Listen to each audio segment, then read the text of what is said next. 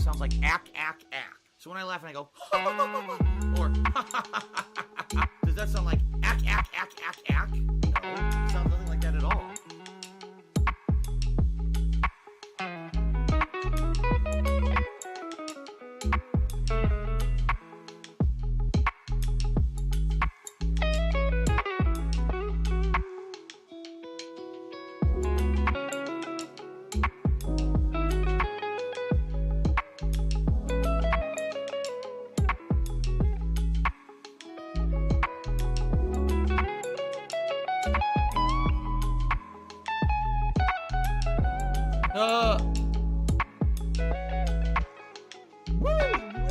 I'm playing a woodwind instrument. I'm Japanese.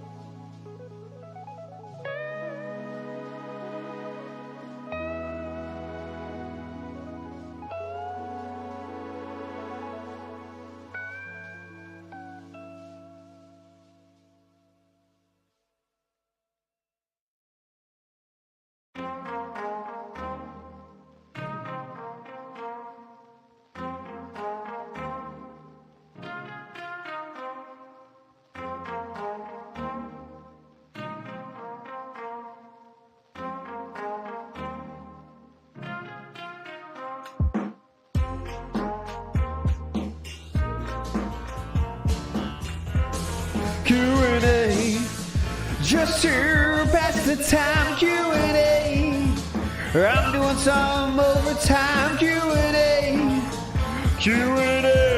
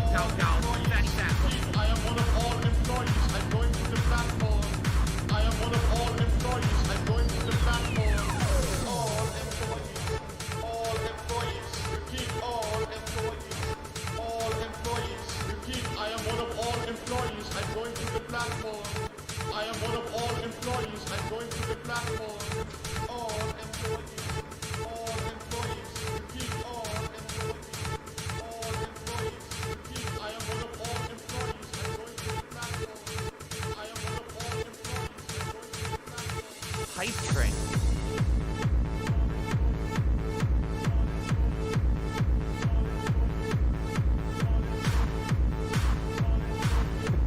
PayPal is a network of interconnected banking institutions that use a magnetic stripe receptacle digitally online to transfer funds from one entity to another in a legal and monitored capacity.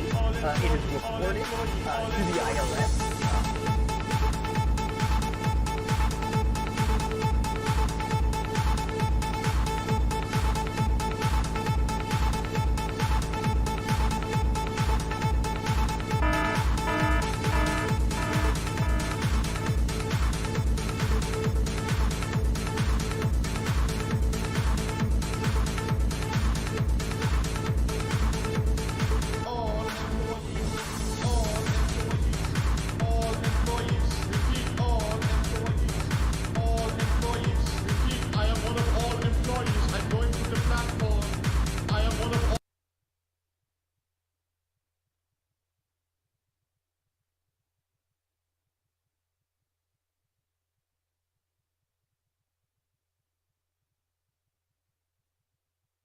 I need that money. I really do. I need that money to pay my bills.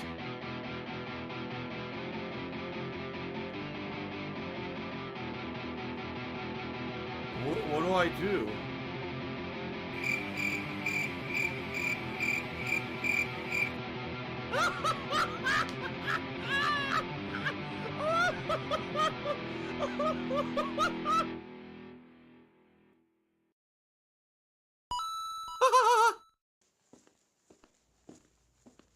Dark Sea Devil.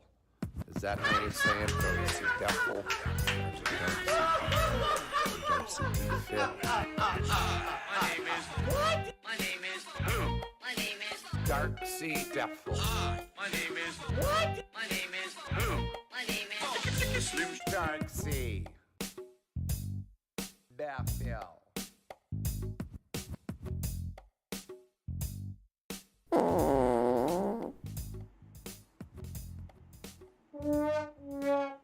Good morning, everyone, and welcome to the Level 1 podcast where whoa, I wasn't ready.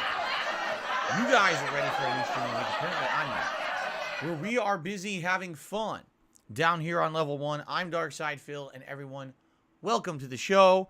Welcome to my return day from streaming. I was not here yesterday. It was my day off, which we're going to talk about in a very abridged version on today's Level 1 podcast. Why?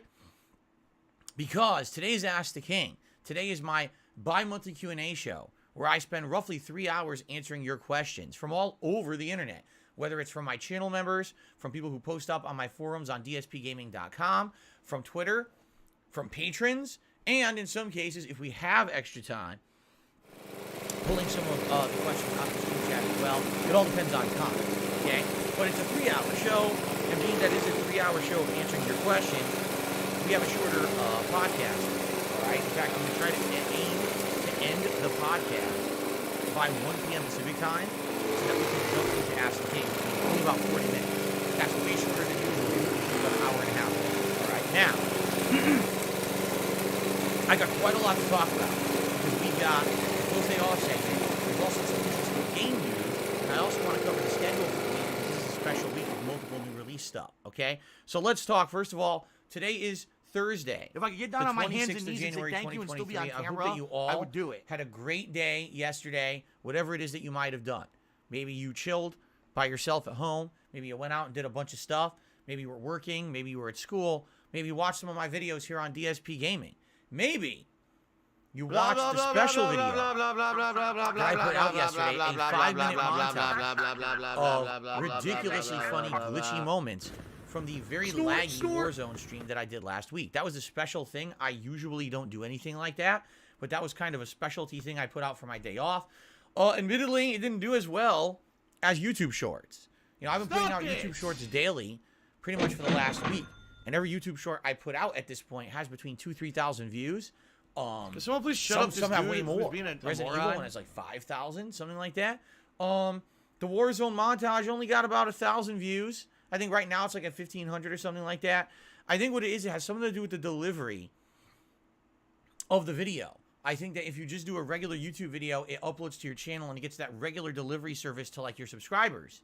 But shorts, yes, go to a wider audience. I don't know if somehow it hits the algorithm differently. It's weird because I don't really believe that my shorts are reaching anyone else but my core audience. It certainly doesn't seem that way until some of them go viral at a later date. As I told you, there was that short that I did a couple months ago of Sonic Frontiers that all of a sudden, after existing for a month, somehow hit the YouTube algorithm and went from like 2,000 views to 29,000. So I'm not actually sure how it works. It's a little confusing, all right? But I hope you enjoyed the montage regardless. It was something special. Will I continue to put out videos on my day off? I don't know right now. It'll be something that we'll talk about moving forward. You know, we still have to determine what to do with those lost playthroughs. We still have not come to a consensus on how to deal with those. Maybe we'll upload some of those on my day off. We'll see. 1 second, because I actually want to turn on my fan here. Okay. Yes, there's some air circulation in here. So, since we have a lot to talk about in a very confined space, let's get to it, all right? First of all, the schedule for the week. Let's discuss it, all right? Here's what's definitely happening, and there's some what-ifs. So what's definitely happening is today, it's Ask the King right now, 3 hours of Q&A, where I answer your questions. It's always a great time. It's going to be the first time with the new coloring setup. In fact, I'm going to change the background to something that may work pretty much only for Ask the King. We're going to see how it goes today. And we'll go from there. All right? Should be a good time. I love Ask the King Q&A. It's always a good time. Tonight on the late stream, 6:45 p.m. Pacific time, it is Warzone 2.0. So more Warzone fun. We'll see if maybe I can redeem myself from the stream the other day where I really couldn't do anything well. I think the highest I had was like 20-something place. Maybe I can make top 10 tonight. We'll see. Maybe I'll get my second win tonight. Hit some bounties. We'll find out. All right? I know Warzone, you guys are stoked for this. It looked like it was going to be Signalis, but I managed to finish Signalis the other day. So it's Warzone tonight. Warzone Height. Okay? Tomorrow is a very exciting day because tomorrow, all day long, I am playing the Dead Space remake. And if you didn't hear, the early reviews are in. Everyone loves the Dead Space remake, which is hilarious because it's literally Dead Space.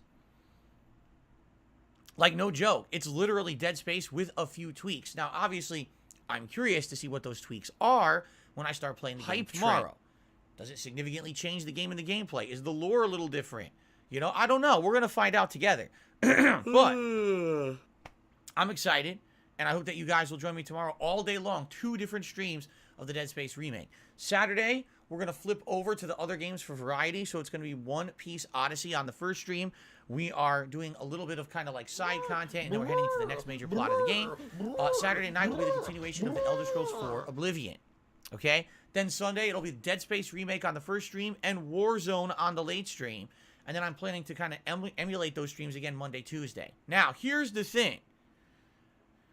Some new things have happened, some new interesting developments. We're going to talk about these in just a moment when I talk about game news. Because yesterday, there was a big Microsoft event that happened on my day off. And although nothing insanely notable really happened, a couple notable things did happen in regards to Game Pass games. 2 different Game Pass games were dropped. One was dropped yesterday and one's coming out tomorrow. And it may just be that you guys want to see me play these games. So we're going to talk about that in a few minutes. So if you're wondering, gee, what about that Game Pass game that came out yesterday? What about the Game Pass game tomorrow? We're going to talk about that in a moment. We're actually getting to that in the show. Okay? Don't worry. It's part of the game news segment. Cool. But for all intents and purposes, that's my schedule for this week. Okay? Now, things could change. I don't know. Maybe you want to see something in place of something else and delay something else, right? I don't know. We'll see. Play it by ear. If you're dying to see the new Game Pass games, maybe we'll do those instead, right? There's also a SpongeBob game coming out, and I'll be honest, right now I'm kind of got a lot of games I'm doing. Don't care. Maybe it's not the time to do a new game like SpongeBob. Maybe it is. We'll see. The thing is, if I play SpongeBob, I feel like something else, like maybe Elder Scrolls has to go on hiatus. So we'll see. All right, let's talk about it. Let's see how the weekend goes. Fair enough? Okay, that's the schedule. That's really the schedule. So now, since we're in a hurry, let's go to the next segment that I like to call Phil's Day Off. Yes. Always an exciting segment because you get to hear what I did on my day off. Okay? If I had something super notable to tell you, I would. I'll be honest with you guys. I don't have much super notable to talk about. Someone please shut up this dude who's being a moron? To be honest with you, because, you know, I like to be as honest as I can without basically going too far and giving too much information, because we all know what happens when you put too much information out there on the internet, especially when you have a hate mob following you around that wants to lynch you at any given moment. Take that as you will. You got to be careful with what you say and do. All I will say is this. Yesterday, sadly, was not a great day off. There were some moments that were good and relaxing, but there were also some big moments that were very stressful for me. I can't really give specifics, but basically there was some personal stuff going on. At the same time, there was some health stuff going on. What the hell are you talking about? And it all kind of compounded. You know, normally I don't like to be on the phone when I'm in the middle of the grocery store having important conversations, but I had to. There was some messed up stuff that happened yesterday. Let's put it that way. And it sucked. And there's nothing you can do about that. That's life, right? Not every day in life is going to be perfect. You're going to have highs and lows. You're going to have days that are supposed to be great and they end up shitty. You're going to have days that look like they're going to be shitty and they're going to be great. Yesterday was my day off and I was really hoping for relaxing. And I did get relaxing at the very tail end of the day. But I would argue that about 75% of my day was frustrating as shit. And that's not good. What do I do? You know, it's supposed to be my day off. It's supposed to be my day when I'm unwinding. I'm relaxing from a work week. It's the only day off I get every week. And ideally, the goal is to get some relaxation. And really, you know, it ended up being pretty stressful. I will say this. It's Tevin's fault. A couple highlights. was that Kat was stuck on a boss in Dragon Age 2. It was the Ashitok boss, the leader of the Qunari, who's the end of Act 2. You have to do like a one-on-one duel with the guy. And I remember in my playthrough of this game, you know, over 10 years ago, that was incredibly tough. It took me a million years to beat the guy. And she was just having so many problems with her build. What do I do? Hilariously, she had a build that didn't really work against the boss. Like most people say, when you fight this boss, if you use magic, it's very easy. So she had a rogue build. And basically the rogue build sucks against this boss. Half the moves don't even work. He's got a stun move. You use it, and the boss ignores it half the time. Just acts like you never did it. It's like, what? Like, what is that? Please shut up this dude boss who's is so being broken. a moron. Okay? You can be this far away from him on the screen. He's over here, you're over here, and he swings and hits you. It's like that's worse than Dark Souls. That's worse than anything. But again, keep in mind, this game is very, outdated at this point. So basically, she tried to beat this boss a ton, couldn't do it. I picked up the controller, tried 3 times, and finally did it. So she did get past that point, and then ended up was like, well, you know what? She started playing like the rest of the game, and she was like, I want to take the field. "Is it really the same again?" I was like, "Yeah, the whole game's kind of grindy. It's the same." She's Tiger, like, I was really hoping that the third act, the finale would be different. Tiger. So she might even stop playing it for a while. You know, she got to the 3rd act of Dragon Age 2, and she's bored now. She's like, the whole game is killing generic enemies. Like, yeah, that's pretty much the whole game. So she's probably gonna try some other games now. Because she kind of, got bored of the damn thing, which I don't blame her, honestly. But we did watch, we watched some stuff together. We relaxed, it was good. The end of the day was good. I am but it Cat just sucks and I like when my balls. you're in the middle of a day, it's supposed to be your day off again. I am Cat and I like stressful my thing number 1 balls. happens. Stressful thing number 2 happens. Other annoying thing is going on. And he's like, come on, man. It's supposed to be the day where I'm just, sitting back and kicking my legs up and saying, let's just unplug from all the nonsense and have a good day. And I didn't get that, And that sucks. But the good news is, I am going to have a pretty good, week, hopefully, with the Dead Space remake and all of that. You're supposed to I be think it's gonna following a the better game, week following the coming fun up, gameplay, all and chilling I and do. I relaxing feel with me. that way. All right? So, I mean, that's really all I have to say. What did we eat yesterday? We ordered some teriyaki from like a teriyaki place. So I got like a combo. It was chicken teriyaki with chicken katsu. And my wife got chicken teriyaki with like beef teriyaki combo with, some rice. Nothing major, nothing really to write about or talk about. I'll tell you this, it was so stressful. I didn't even have a chance. Like I was hoping yesterday I was going to get a chance to start looking for stuff for the upcoming Super Bowl Saturday bash that we're doing. That is Saturday, February 11th. It's a Super Bowl themed marathon we're doing because we hit our members goal for the month. And I thought, oh man, this will be great. I'll go to the grocery store. I'll look for snacks. I'll start marking ones off that I'm interested in getting. I'll maybe have some time to go online on Amazon and I'll look at stuff. It didn't happen at all. Like it was the last thing on my mind. Are you a when functional you're stressed retard? out, I have to ask. it's you know what I mean? Like it would be one thing if it was like a normal day off and it was fun and everything. And like, okay, let's do all this fun stuff. It just my whole mind was messed up all day, and that's what happens. And I apologize, I can't tell you guys anymore. It's multiple different things going on at once. It's a bunch of personal stuff, has nothing to do with the streams. All right, so I don't really want to bring it up because it's none of anyone's business, quite frankly. That's here on a stream, nor is it anything that you can help with. So why am I going to bring it up, right? But I'm sure you all have things going on in your own lives that you understand, right? Things you wouldn't come on a stream and start discussing. So you get it, and I'll get through it. But it sucks that the one day, here's my day. Nope, time for annoying stress and shit, like fucking ass balls, man. Like seriously.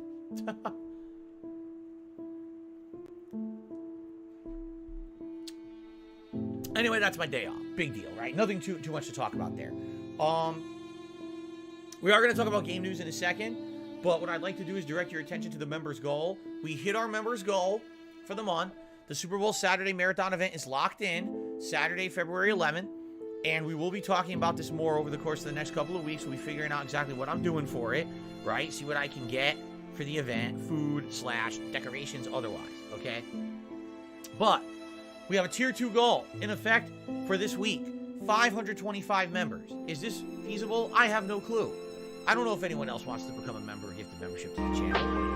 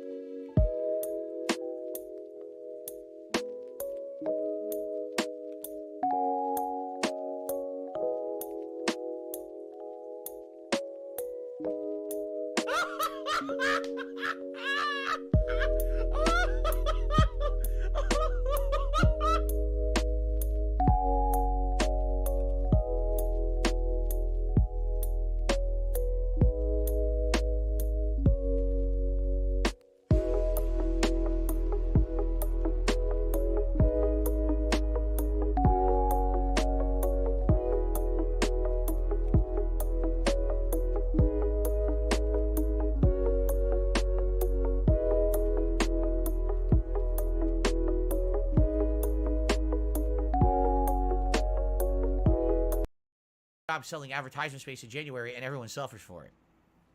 It is what it is. Okay. Anyway, one final thing I would like to say before we get to game news. All right. This last week, I screwed up, and I publicly talked about this in my daily wrap the other day. I want to take a brief segment on this podcast to address it again. All right. Here's what happened basically last week.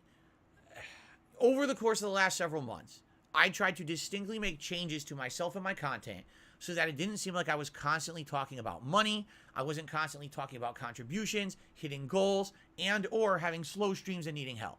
I tried to change myself so that that wouldn't be a constant thing. Every once in a while, it's okay to mention it, like once a stream. But if you're harping on it constantly, that's annoying. I agree with everyone who gives me that criticism. Phil, why are you talking about this? No one wants to hear this. If I owned a restaurant and someone walks into the restaurant and they're eating the delicious food, do you think that they want the owner of the restaurant to walk up to them and tell them about all of their financial problems?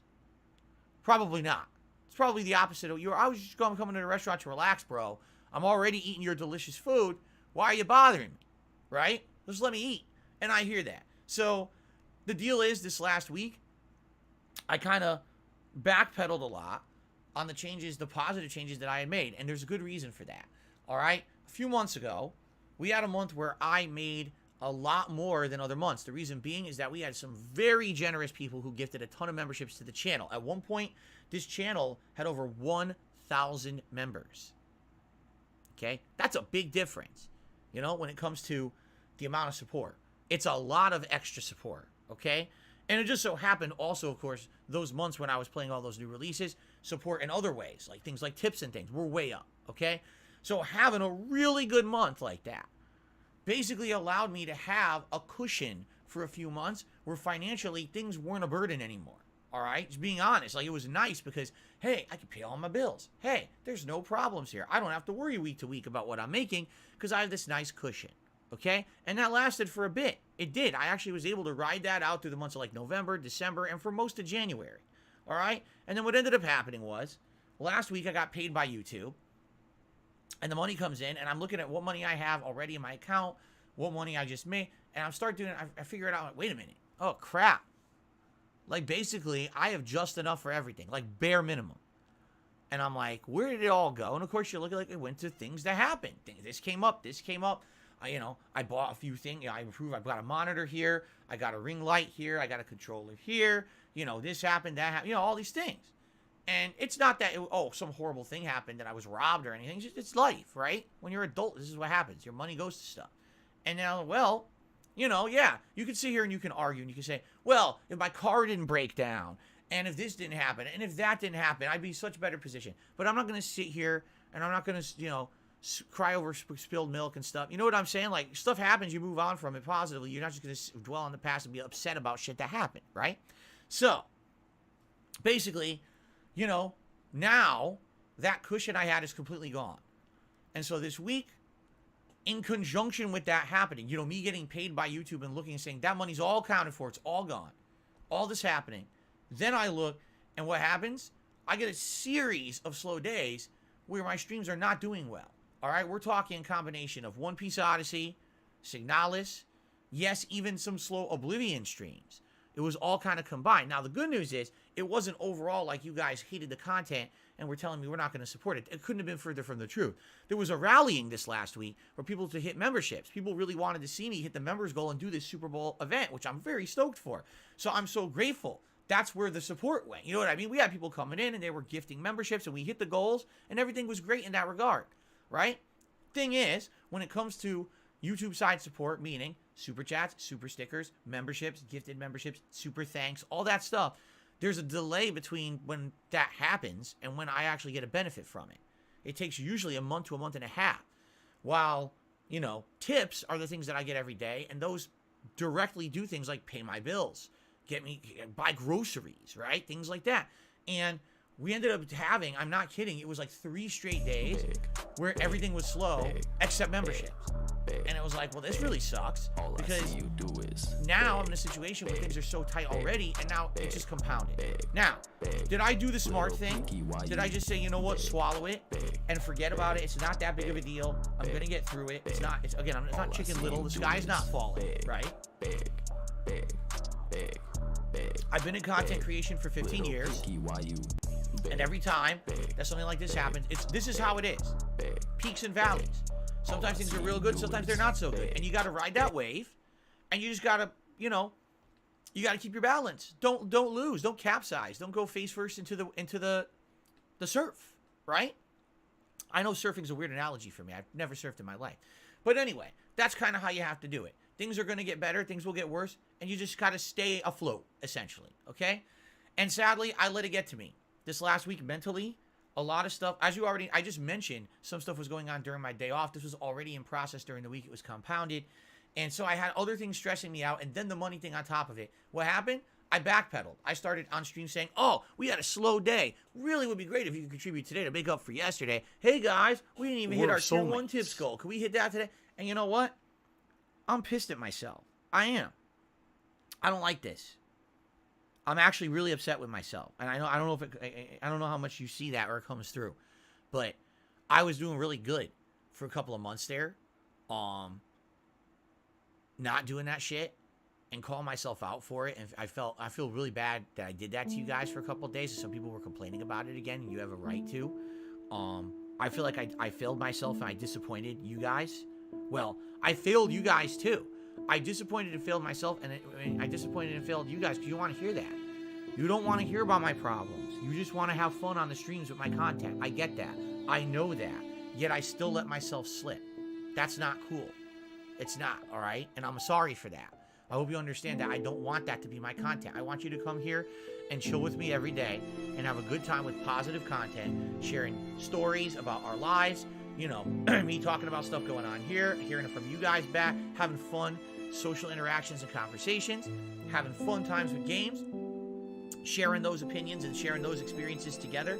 You know, that's what it all is. And again, my mentality is, and it's been like this and it should continue this way, if I'm putting out what I feel is quality and entertaining content, and if you feel it's quality and entertaining content, then eventually it's all gonna work out. You're gonna support that content. I'm one of the rare lucky cases on the internet, and I know this, that I don't have to advertise shit. I'm not here advertising a product. Here's my referral code, right? I don't have to do any of that crap. That's good. I'm so happy that I don't have to do that, because I hate that. I don't like watching content. Oh, by the way, sorry, you got to stop and talk about our sponsor. That has nothing to do with me or my content, and you can tell that I don't care about the product, but I need to make money today. Yeah, that's just trash. And I'm happy that I've remained independent and haven't had to bow down to advertisers and bow down to paid product placements and sponsors. I'm very happy about that. And you're the reason. You guys are the direct reason why I keep doing what I love for a living, and I don't have to become a shill. Thank you for that. Really. No, really. Thank you for that. But along with that comes the fact that I have to keep to my promises. And even if we have a few slow days, even if we have a few things, you know, that are happening that aren't so positive, I have to get not down on my hands and knees and say harp on thank you and still be on and camera. make them your, I could sit here right now on this podcast, right? And complain about all the shitty things that happened to me yesterday. I could. I'm not going to do that. There's no point. You guys can't help it anyway. What's the point of me just saying, oh yeah, no, you know, you this didn't, happened? you motherfucking This is not a piece of pity shit party. cocksucker. This is supposed to be entertaining content for you guys, and I really Mark do my feel like I fucking fell off that words. wagon this last week. I'm sorry. I'm coming I will for make you. a concerted I'm effort gonna find out who the fuck you this are. week You right? motherfucker. to do better for you. Are fucked. All right, I promise you that. Let this And be if you see me noticed going live back on into the those internet. ways, please call me You're out. fucked. I want And you to. are I want done. you to put my balls over the roast those testicles, and say, "What are you doing? Stop that right now! Slap my face like this, just like that. Slap me digitally. Don't do it for real. Don't slap me in real life. I'll be upset. But if you do it digitally, I'll take the slap. All right? Thank you. All right? Okay. Moving on to game news. We have a slew of game news to cover, so let's jump right into it. All right? Just listen to all this game news that happened on my day off. It's absolutely ridiculous. Okay, let me scroll all the way back because I have pages and pages of it to cover. It's ridiculous shit. So first of all, I'm sure you all heard what happened with Rick and Morty. So Justin Roiland, I never even said his name before, who I guess is the main voice of Rick and Morty in the show, co-creator of Rick and Morty, basically has been dropped from everything Rick and Morty. Okay? So, it's pretty crazy. You know, this guy being the creator or whatever. And, you know, basically, here's what happened. He's been accused of some kind of, like, domestic abuse or sexual misconduct. I don't even know what it is, because I don't even care. I don't give a shit about this guy's misconduct. I don't give a fuck about it. I just don't. I don't care about your personal shit. If you're a scumbag in real life, you're a scumbag in real life. Wow, good for you. Don't be a scumbag. If you're a scumbag, I don't really care. It doesn't really affect me. I would like for less people to be scumbags. That would be nice. But I guess scumbags will always exist, and there's not much we can really do about it. Expose them or whatever, right? Great. Let him be punished within the eyes of the law as appropriate for the scumbaggery he has committed, okay? But apparently, with all of these, I don't know if it's accusations or even if there's evidence. I have no idea because I'm not really following his personal bullshit. I don't care about it. But I guess what happened is it got so serious that people are calling for some kind of action. Like, what's going to happen? Rick and Morty is a very popular show, although admittedly, not that they publicly admit this, but if you look for the ratings of Rick and Morty, the last season was awful. The Ziggy Like, Piggy this is here. show has completely fallen off the last 2 seasons, and that's why you don't really hear many people talking about it anymore. At one point, Rick and Morty was like the height of pop culture, and somehow it just like fell off and disappeared. I don't know what happened. I don't know, because I stopped watching the show seasons ago. Maybe everyone else just Looked like decided someone to had do too much the chili same at thing. Wendy's. But anyway, that's neither here nor there. So 2 things have happened. Number 1, the show.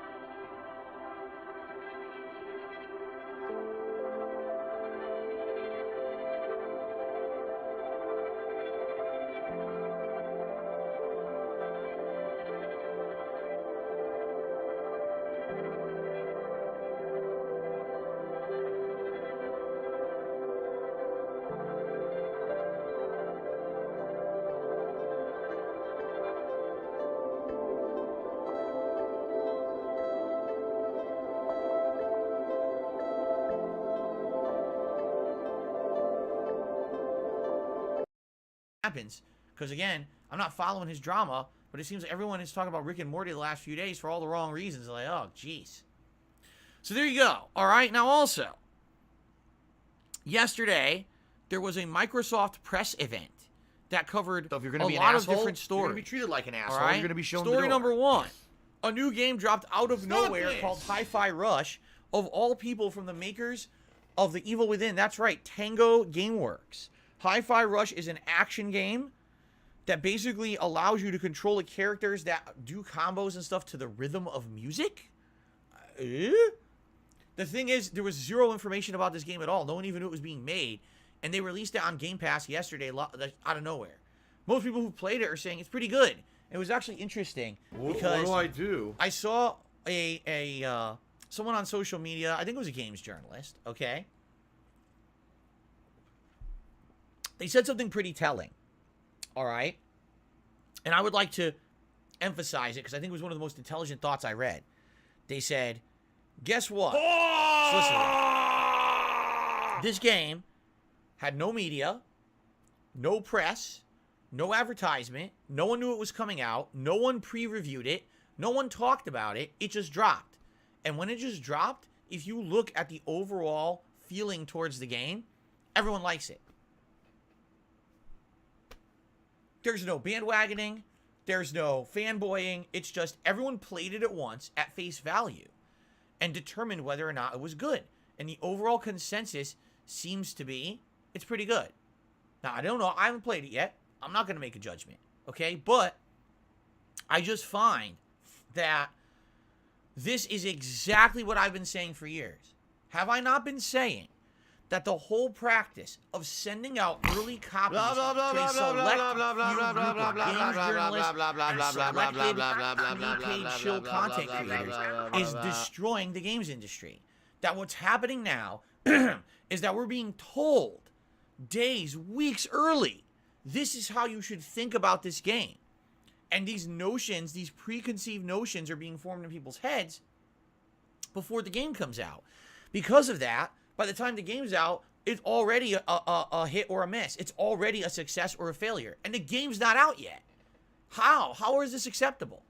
How is this acceptable in the games industry? In addition, I've even said, I don't believe games journalists and or these other YouTubers, Twitch streamers who are all paid to act one way towards a game.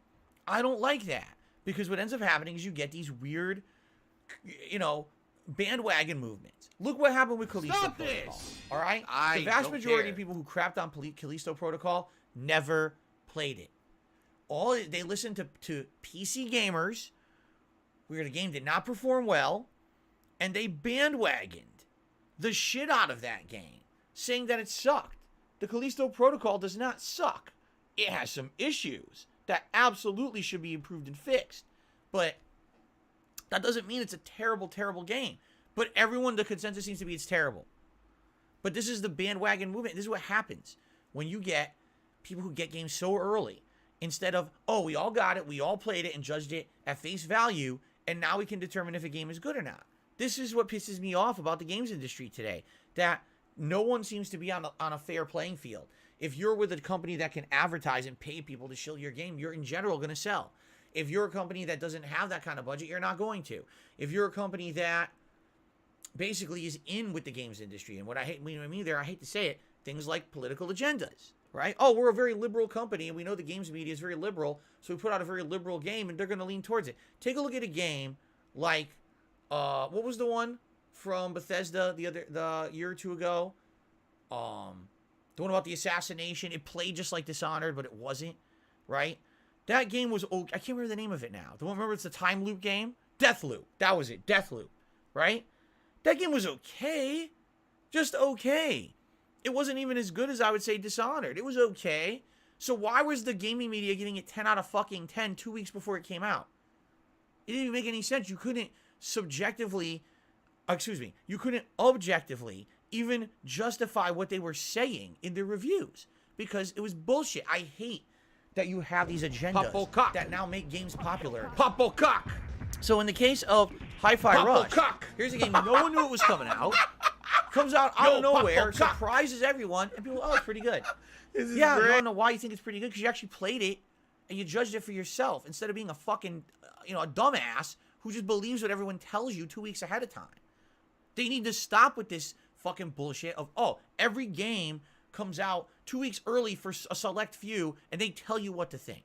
You don't need to be told what to think anymore, especially with things like Game Pass. Let the game speak on its own merits. Enough with this bullshit, all right? So I'm happy that this happened. I haven't tried Hi-Fi Rush. Maybe I will, maybe I won't. But I'm happy to hear that people are liking it on its own merits and not because some fucking content creator got paid to shill it or because some gaming media journalist told you it was a 10 out of 10 because it has a great narrative, when in reality it's just because it's pushing some fucking bullshit agenda that has nothing to do with the fucking game. Okay? All right, another game that was announced during yesterday's Microsoft event, GoldenEye 007. Yes, it is true. It comes out Friday. On Xbox Game Pass, it's coming out for Xbox consoles and PC, but it's only a single player game where it looks just kind of like the N64 version with local play. If you buy the game on the Switch, now it actually has multiplayer. So only, excuse me, I said the Switch, didn't I? No, I did say this. Oh, never mind. I thought I said the Wii U or the Wii. I said the Switch. Never mind. So yeah, if you buy it on the Switch, it has online multiplayer. But only if you buy it on the Switch. There's no online multiplayer if you buy it on Xbox. That's why I guess they're giving it away for Game Pass. Maybe they realize people won't buy it if there's no online multiplayer for it. I don't know. But the funny part about this is people were asking me would I play it. Well, do you want to see me play the single-player campaign of this game that looks like an N64 game and apparently will play like an N64 game? I don't know if it's going to be very entertaining. It's going to look like Duty, right? They didn't improve it at all. It's just kind of like a straight port to get it to run on modern consoles. So, yeah, I don't know if you guys would be interested in that or not. Okay, the other news, Redfall. That's right, it's that vampire game. I don't even know what to call it. Is it a co-op game, maybe? That was supposed to come out already and got delayed. Has now been reissued a new release date, May 2nd, 2023. Here's what they're saying about it. It has large, handcrafted, and detailed open worlds. Lots of environmental storytelling, single-player or co-op. Lots of optional side content, player skill trees, and customization with different gameplay options. Most people are saying it doesn't look very good. I actually did not see the new footage of it, so I can't really speak to it. But honestly, it's probably not going to be too groundbreaking. It looks like it's kind of a rehash of a lot of other games combined into one with vampires, maybe instead of zombies. I'm just saying. I'll keep my eye on it. You guys let me know if you're interested in seeing me play it, but I'm not blown away by it. Let's put it that way. Last few things this studio has done, Deathloop, now Redfall, they're not really blowing me away. It's a shame because they used to make Dishonored, which was amazing, right? Okay.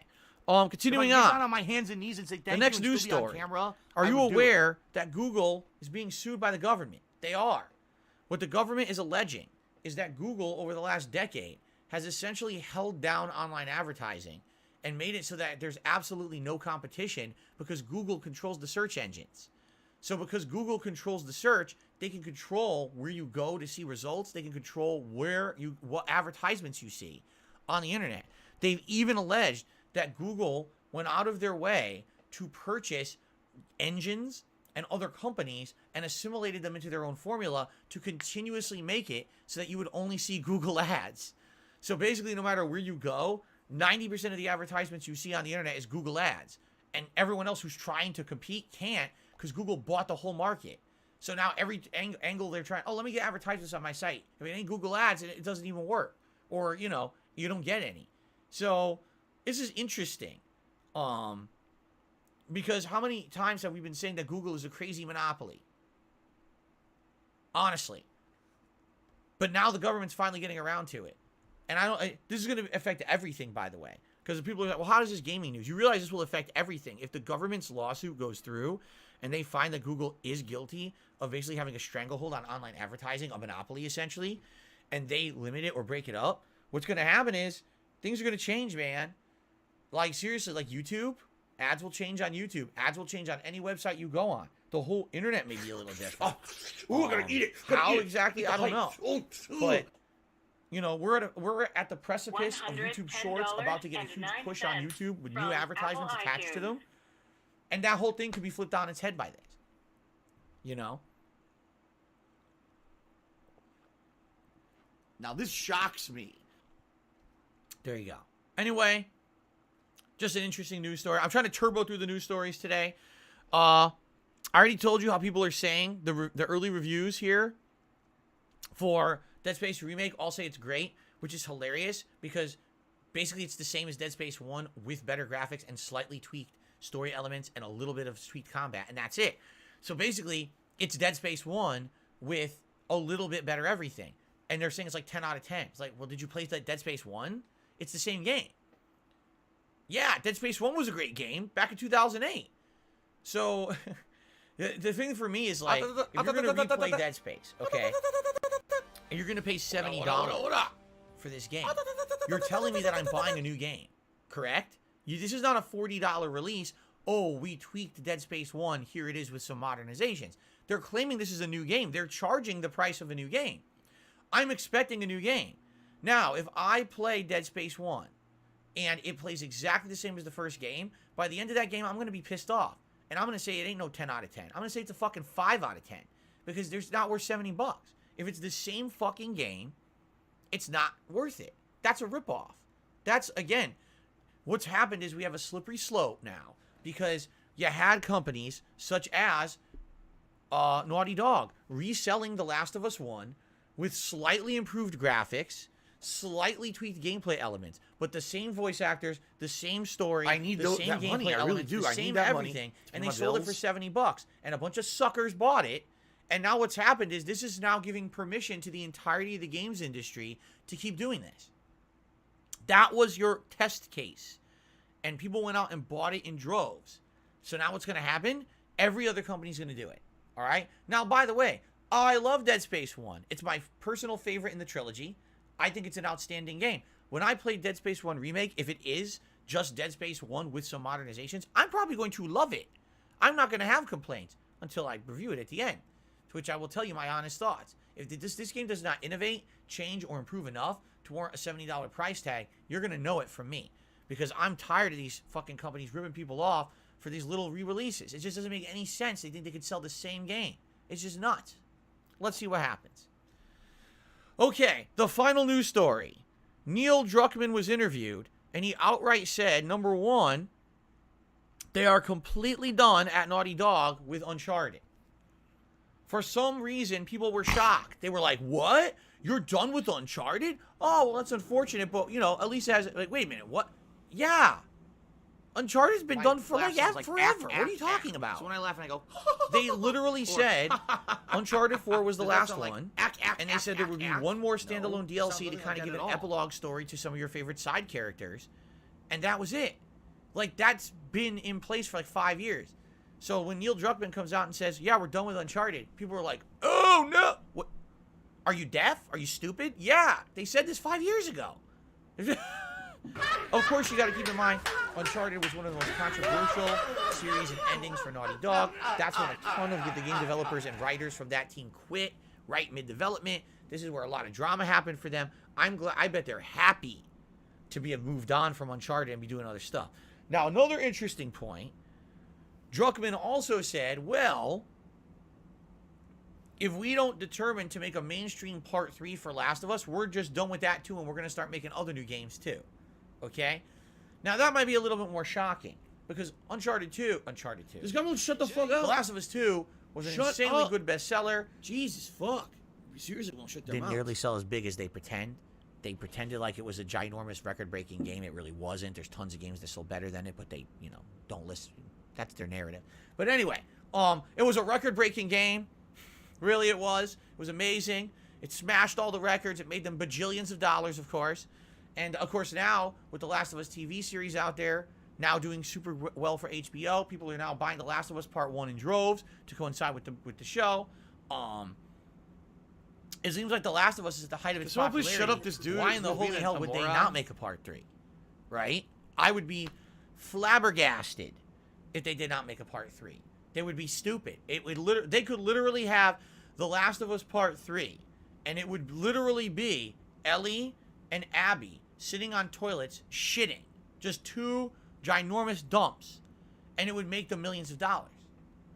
So why would you not make that game? I mean, that's disgusting. It's absolutely revolting.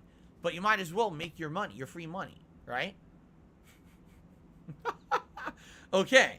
There you go. That's the game news. That was a lot of news to turbo through. I have to get to shout-outs. We have, Parasolo. Hold on a second, because it's not showing up in my feed. Parasolo re-upped his membership. And he said, Death Base Hypes. Thank you, Parasolo. I hope that my feed is working today, because that did not show up in my feed, and I'm wondering why. I hope it's working. Oh, God, please tell me that the animations are working. We're going to test it in a second, guys. I really hope the animations and everything are working. Actually, we're not. All my tips are below 420, so we don't have any animation. I'm going to do a test. Okay, everyone? This is not a real tip. I just want to give it a test. You ready? Here we go. Okay, the animations work. We had a crisis the other day where they stopped working. They're working. So no crisis averted.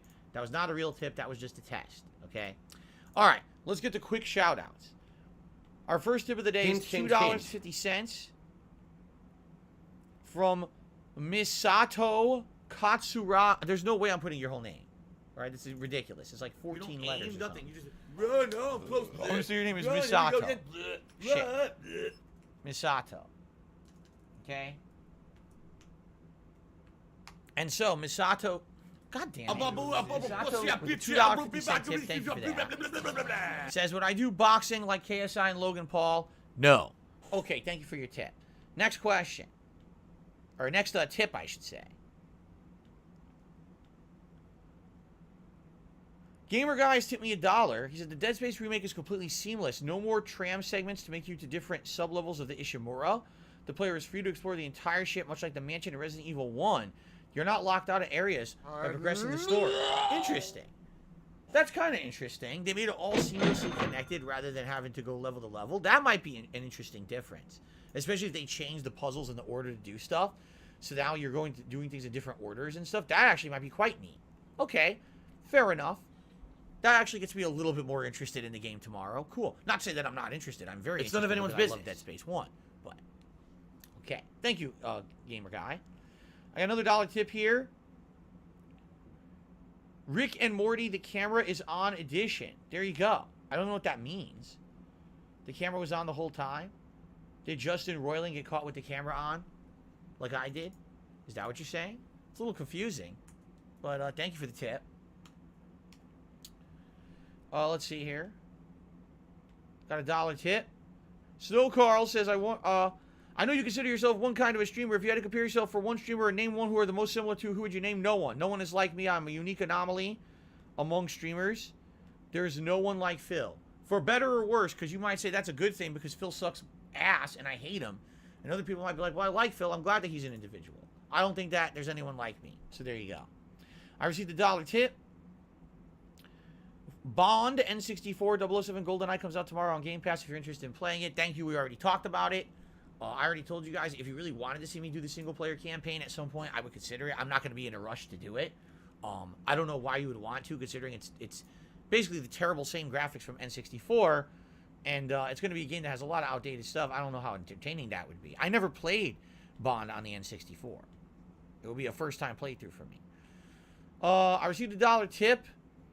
Someone insulting my physical appearance, so I'm just going to ignore them. How? I got another $1 tip from Snow Carl. In recent months, a lot of the member goals have been hit by sub-bombs. Do you think it might actually harm you to keep the goal as high in the sense that people otherwise tip instead to choose memberships? No.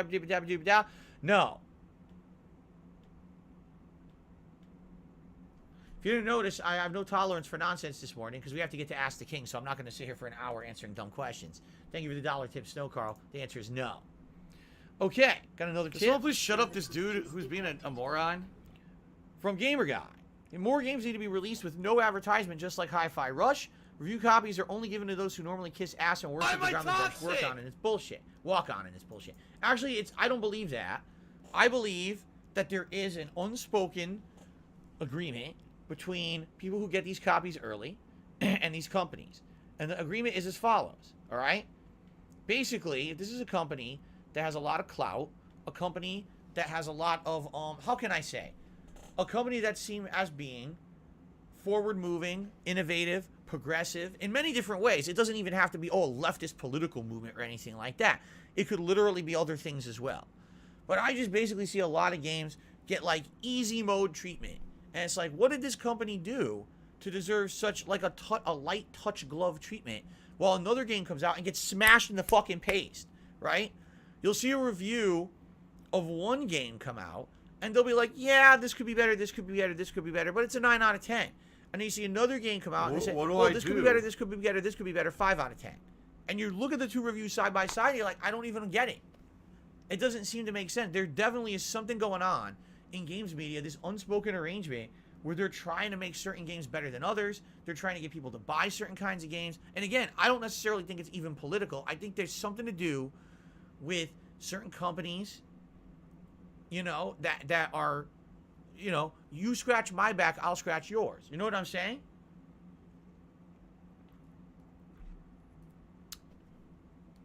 There's got to be something. It doesn't make... Again, Deathloop was the breaking point for me.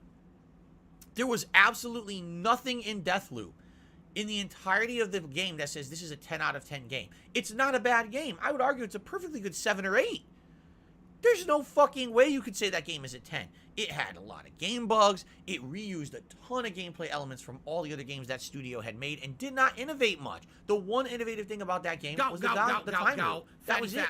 And the story was shit. The story ended poorly. So how can you say it's a 10 out of 10? Something's going on. And I'm sorry, it was such a glaring problem. And so many people bought the game because the review said 10 out of 10 and then said, what the hell did I buy? I got lied to, you know? Things got to change in the game industry. And when a game comes out like this hi-fi, what's it called? Hi-fi? Why? I don't know what it's called. Hi-fi something. No advertisement, no budget, or no budget, no, it had a budget, but no advertisement, no marketing, just drop it. And everyone plays it at once. Oh, it's really good. Well, yeah, that's what we should be doing every time. You realize that, right? We now have instant feedback through live streams and on-demand videos and content creators that have absolutely no investment in saying a game is bad or good. There's no investment. If this game does well, does the fucking YouTuber care? If the game tanks, does the YouTuber care? No. So that's who we should be believing. Not these fucking companies that obviously have some kind of vested interest in a game doing well or not. And I've had enough of the bullshit of people being so gullible. Yes, every game should be like Hi-Fi. Why? Hi-Fi Rush it's called? Okay. Every game should be like Hi-Fi Rush. There should be no early reviews. It comes out, you gotta wait. If you're on the fence about a game, you're not sold on buying it, don't fucking buy it. Have some self-control, you know, like a normal fucking human. Wait a day or two, wait for people like me. I'm not saying me in every case because I don't play a lot of games. I'm saying there's so many content creators out there playing every kind of game. Wait for someone you trust to play the game, listen to their opinion, and then judge for yourself. You don't have to listen to one of these companies that are writing some kind of a crazy benefit from saying a game is good or bad. They're shit now. IGN, Game Informer, GameSpot. Yes, all these gaming journalists, fucking Kotaku and shit. Fuck them. No one cares about. Why the fuck cares about what they say? They're journalists. They're not gamers. There's a big distinct difference. You haven't noticed in the last 5 years between journalists and real gamers. Holy shit. You need your eyes open. All right. One more tip. And then a couple YouTube shout-outs, and then we can actually get to Ask the King. Will I play Resident Evil 1 Revelations sometime? It's none of anyone's business. Jill. Maybe. I already have. I already did a full playthrough of it when it came out on consoles years ago. I loved it. My viewership didn't like it as much. I thought you would like it more, but people didn't like it as much. I guess because it really was a limited game with what it was. I enjoyed it, though. Okay, on the YouTube side of stuff, Salt Squad did a super chat talking about some negative shit made about me. I don't care. Crestfallen did a super chat and said, are you ever going to stop snorting so much?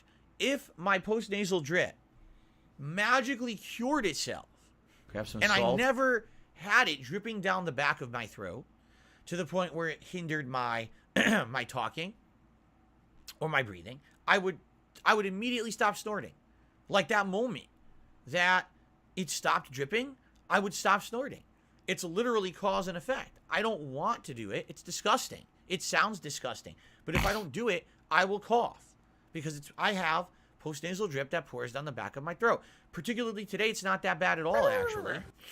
I think what it's been is the weather. You know, the certain type of weather kind of makes it not as bad. So it's actually been pretty good. And I haven't had it as a big issue. Come spring, here comes Niagara Falls again down the back of my throat, and we just got to deal with it. It sucks. I got to deal with it. You got to deal with it. If you don't like it, I don't know what to tell you. I can't fix it. I've tried. You know, medicine doesn't work. There's nothing you can do about it. It's something I got to deal with for the rest of my life. I don't like it. Bringing it up, essentially at this point, has become bullying and teasing. It's not right that people got to bring up a medical issue that I have. It's fucked up, actually.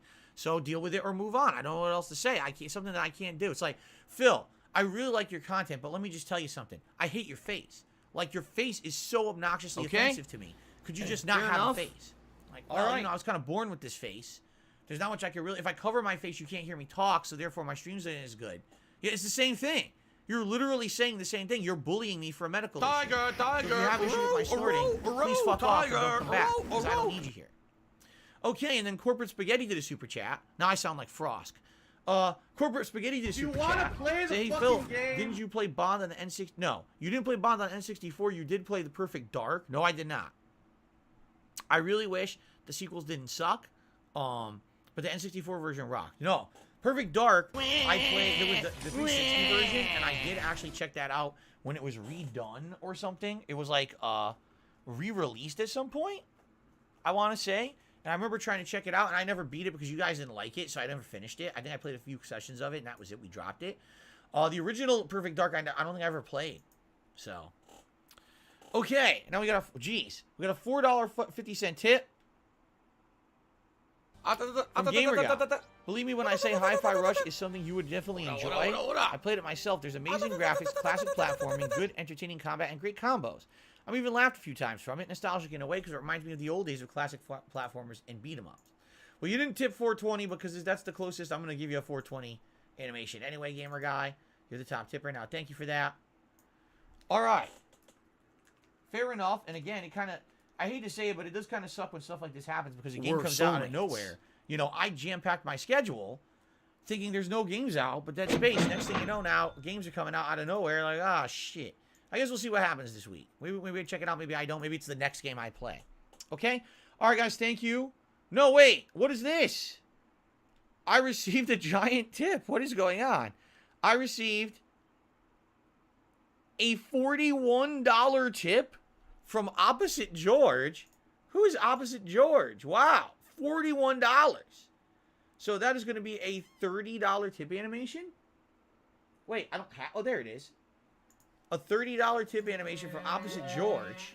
Thank you, Opposite George.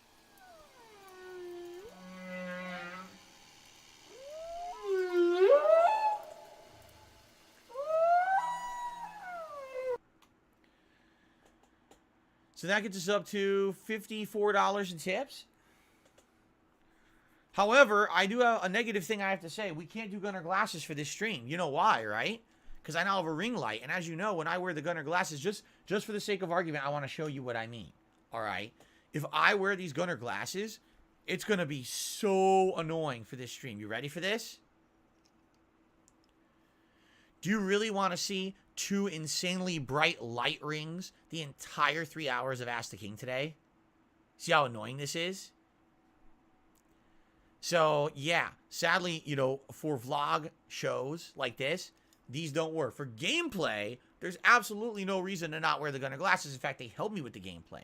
But when it comes to this kind of stuff, it ain't going to work. So I apologize for that. You know, there's really not much we could do about it. Because of the reflectiveness of glasses with this new ring light, okay? What I will say is we're already going to have a hat. Once Ask the King starts, we already have the cowboy hat. But if we do hit the $100 tips goal, we'll do a vest, okay? So we're going to kind of jump a whole goal here today. Okay? And we're going to go right into the next one because of, you know, the show being a little different. Okay? Sounds good? Okay. All right, guys. We already went late. We got to end the show. We went late by 20 minutes. I was trying to end by 1:20 already. Thank you all for watching. Gone forever. The Level 1 podcast, the abridged version. We covered as much as we possibly could today. So if you're we going to be an gotta asshole, get into Ask the you're going to King. be treated like an So asshole. thank you You're so going to be very shown much the for door. watching.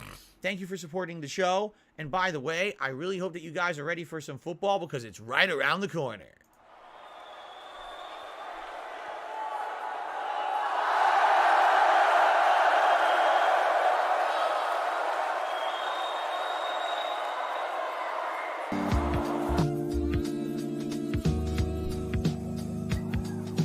Special delivery. Special delivery.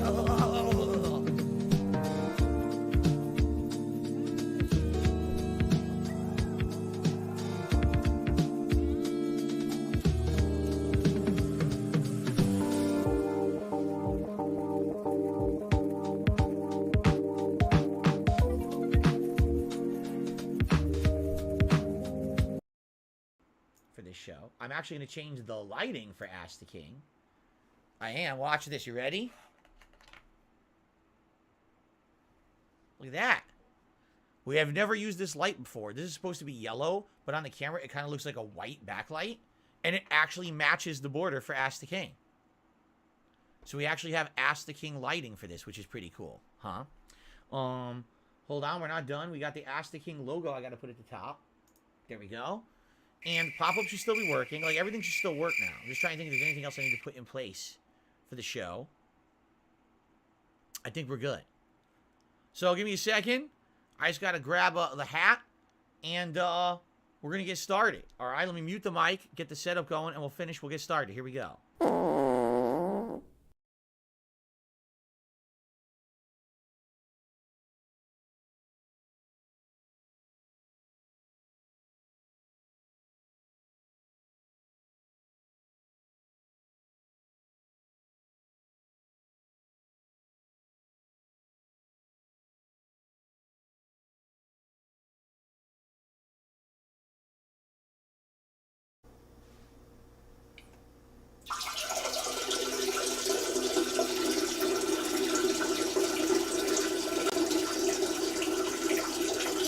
You know what, guys, before we start, one final tip came in super late, and it has nothing to do with Ask the King, so I want to shout it out now.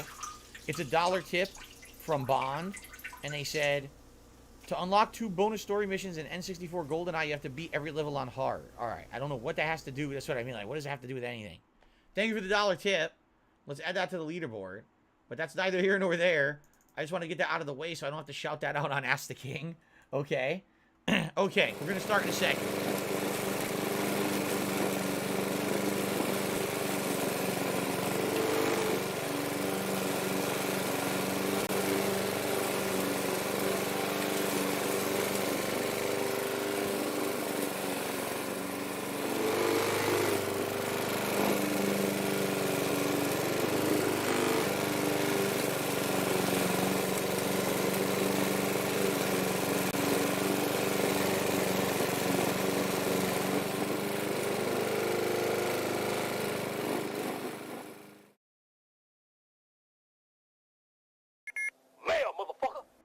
Oh, no.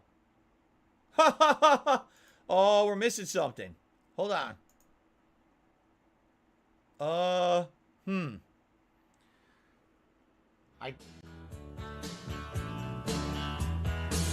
QnA, just to pass the time. QnA, I'm doing some overtime. QnA, QnA. Ladies and gentlemen, welcome to Ask the King. Sorry about that. Sorry about the botched intro. Oops. Today is January 26, 2023. This is my first episode of Ask the King of the new year. All right? It is actually episode 94. What do I do? Yes, we are really getting up there in the episodes of Ask the King. I've been doing this show for over a decade. Did you see the new picture that was in the intro montage there? It said 14 years of Ask the King. I mean, it wasn't always called Ask the King, but technically I've been doing this show. Yes, they said that you're a gay boy. And that we're going to make love to each other tonight. Holy moly. That's a long time. You could go back to each Ask the King and see me change. You could see my body type change from bloated to skinnier. You could see my hair get older and grayer. You could see my jowls get bigger and flappier. Actually, it's not true. I think my jowls are just the same. But anyway, man, this is by far my longest running show that I've ever done on the internet. Welcome one and welcome all. I hope that you're ready for some fun Q&A today. The intro, here's what happened. So I always use that mail motherfucker intro, right? Recently, what I did is I migrated a lot of my resources off of my local hard drive that has the OS on it to my side storage hard drive. I was basically trying to make the computer run a little better. And so I copy pasted a lot of stuff over, and I thought that I had gotten everything working. I guess I had forgotten that video clip because I'm clicking on it. I'm like, here comes the intro.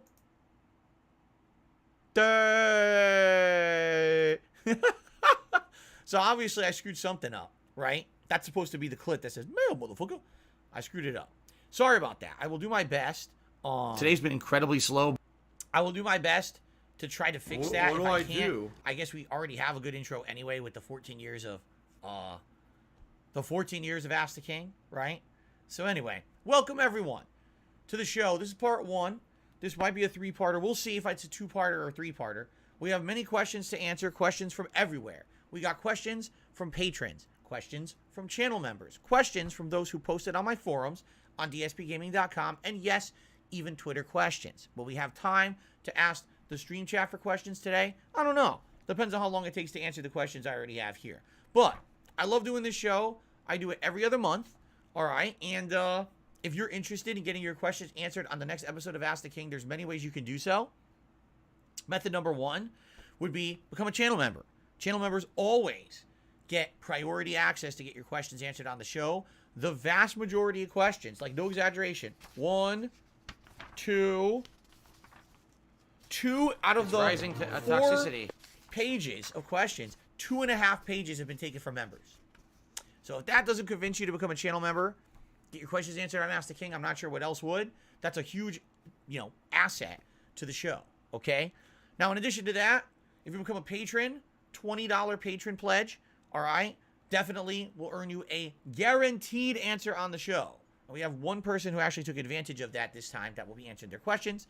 Outside of that, you can post up on my forums, the King of Hate, excuse me, that's the old site that's been defunct for over a year, dspgaming.com, all right, dspgaming.com, and the link's already live. If you type !Ask the King into the stream chat, the link will pop up, you can click, and you can already go to the next show 2 months later, the end of March, all right? There you go, you can post up your questions there. And of course, thanks to those who posted a few questions up on my Twitter this morning as well. All right. So here's the deal. Here's how it works. I answer your questions. You enjoy. Now, if you contribute during the show, I will still shout out your contributions. I will still have pop-up animations. All right? All that's still going to happen. Same where we hit 100 likes today. I'm still going to do a celebratory bubble blow. It's not like just because we're doing Ask the King, everything changed. However, obviously, one thing that did change is that I'm already wearing a hat. And usually what happens is if we hit $100 of support on any stream, I'll put on a hat. Well, I already got one on. So instead of that, if we hit $100 of support, we'll have a vest. You guys will get to vote on a type of vest for me to wear for the rest of the show. It kind of jumps to the next level of reward. It makes sense. All right, I hope that's fine for you guys. Also, my first time doing Ask the King with the new lighting setup. What do you guys think? Right? Different, huh? You can actually see the Pac-Man ghost, which is really neat. I have no idea how well everything else is standing out in the background. I now have a ring light. I no longer use that crappy college-style dorm room light that I used for like over a decade. Now I'm using better, more professional lighting here. So I hope that the show looks good to you. Some people are saying you can't really tell the difference. That's because we're using a backlight that's very similar to the color of how the office used to look anyway. So I hope that it's entertaining to you guys. All right? All right. Without further ado, I think it's time for us to jump in and start answering all the questions. Sounds good? So let's do this. Muckman in the chat says, I actually bought Callisto Protocol, only $49, so it was cheaper, based on your feedback, and I'm glad I did because it's an enjoyable game. Thumbs up, that's what it's all about, my friend. Thank you for sharing that. All right, let's get to questions. Our first questions are from Slayer. He is the patron who took advantage of his patronage this month. It's patreon.com/darksidephil, by the way, if you want to check it out. And he asked 2 questions. I'm going to be honest with Slayer. I'm going to do my best to answer them, but I don't think I can answer them as well as he thinks I can answer them. I would do it. All right? You'll see what I mean when I read the questions.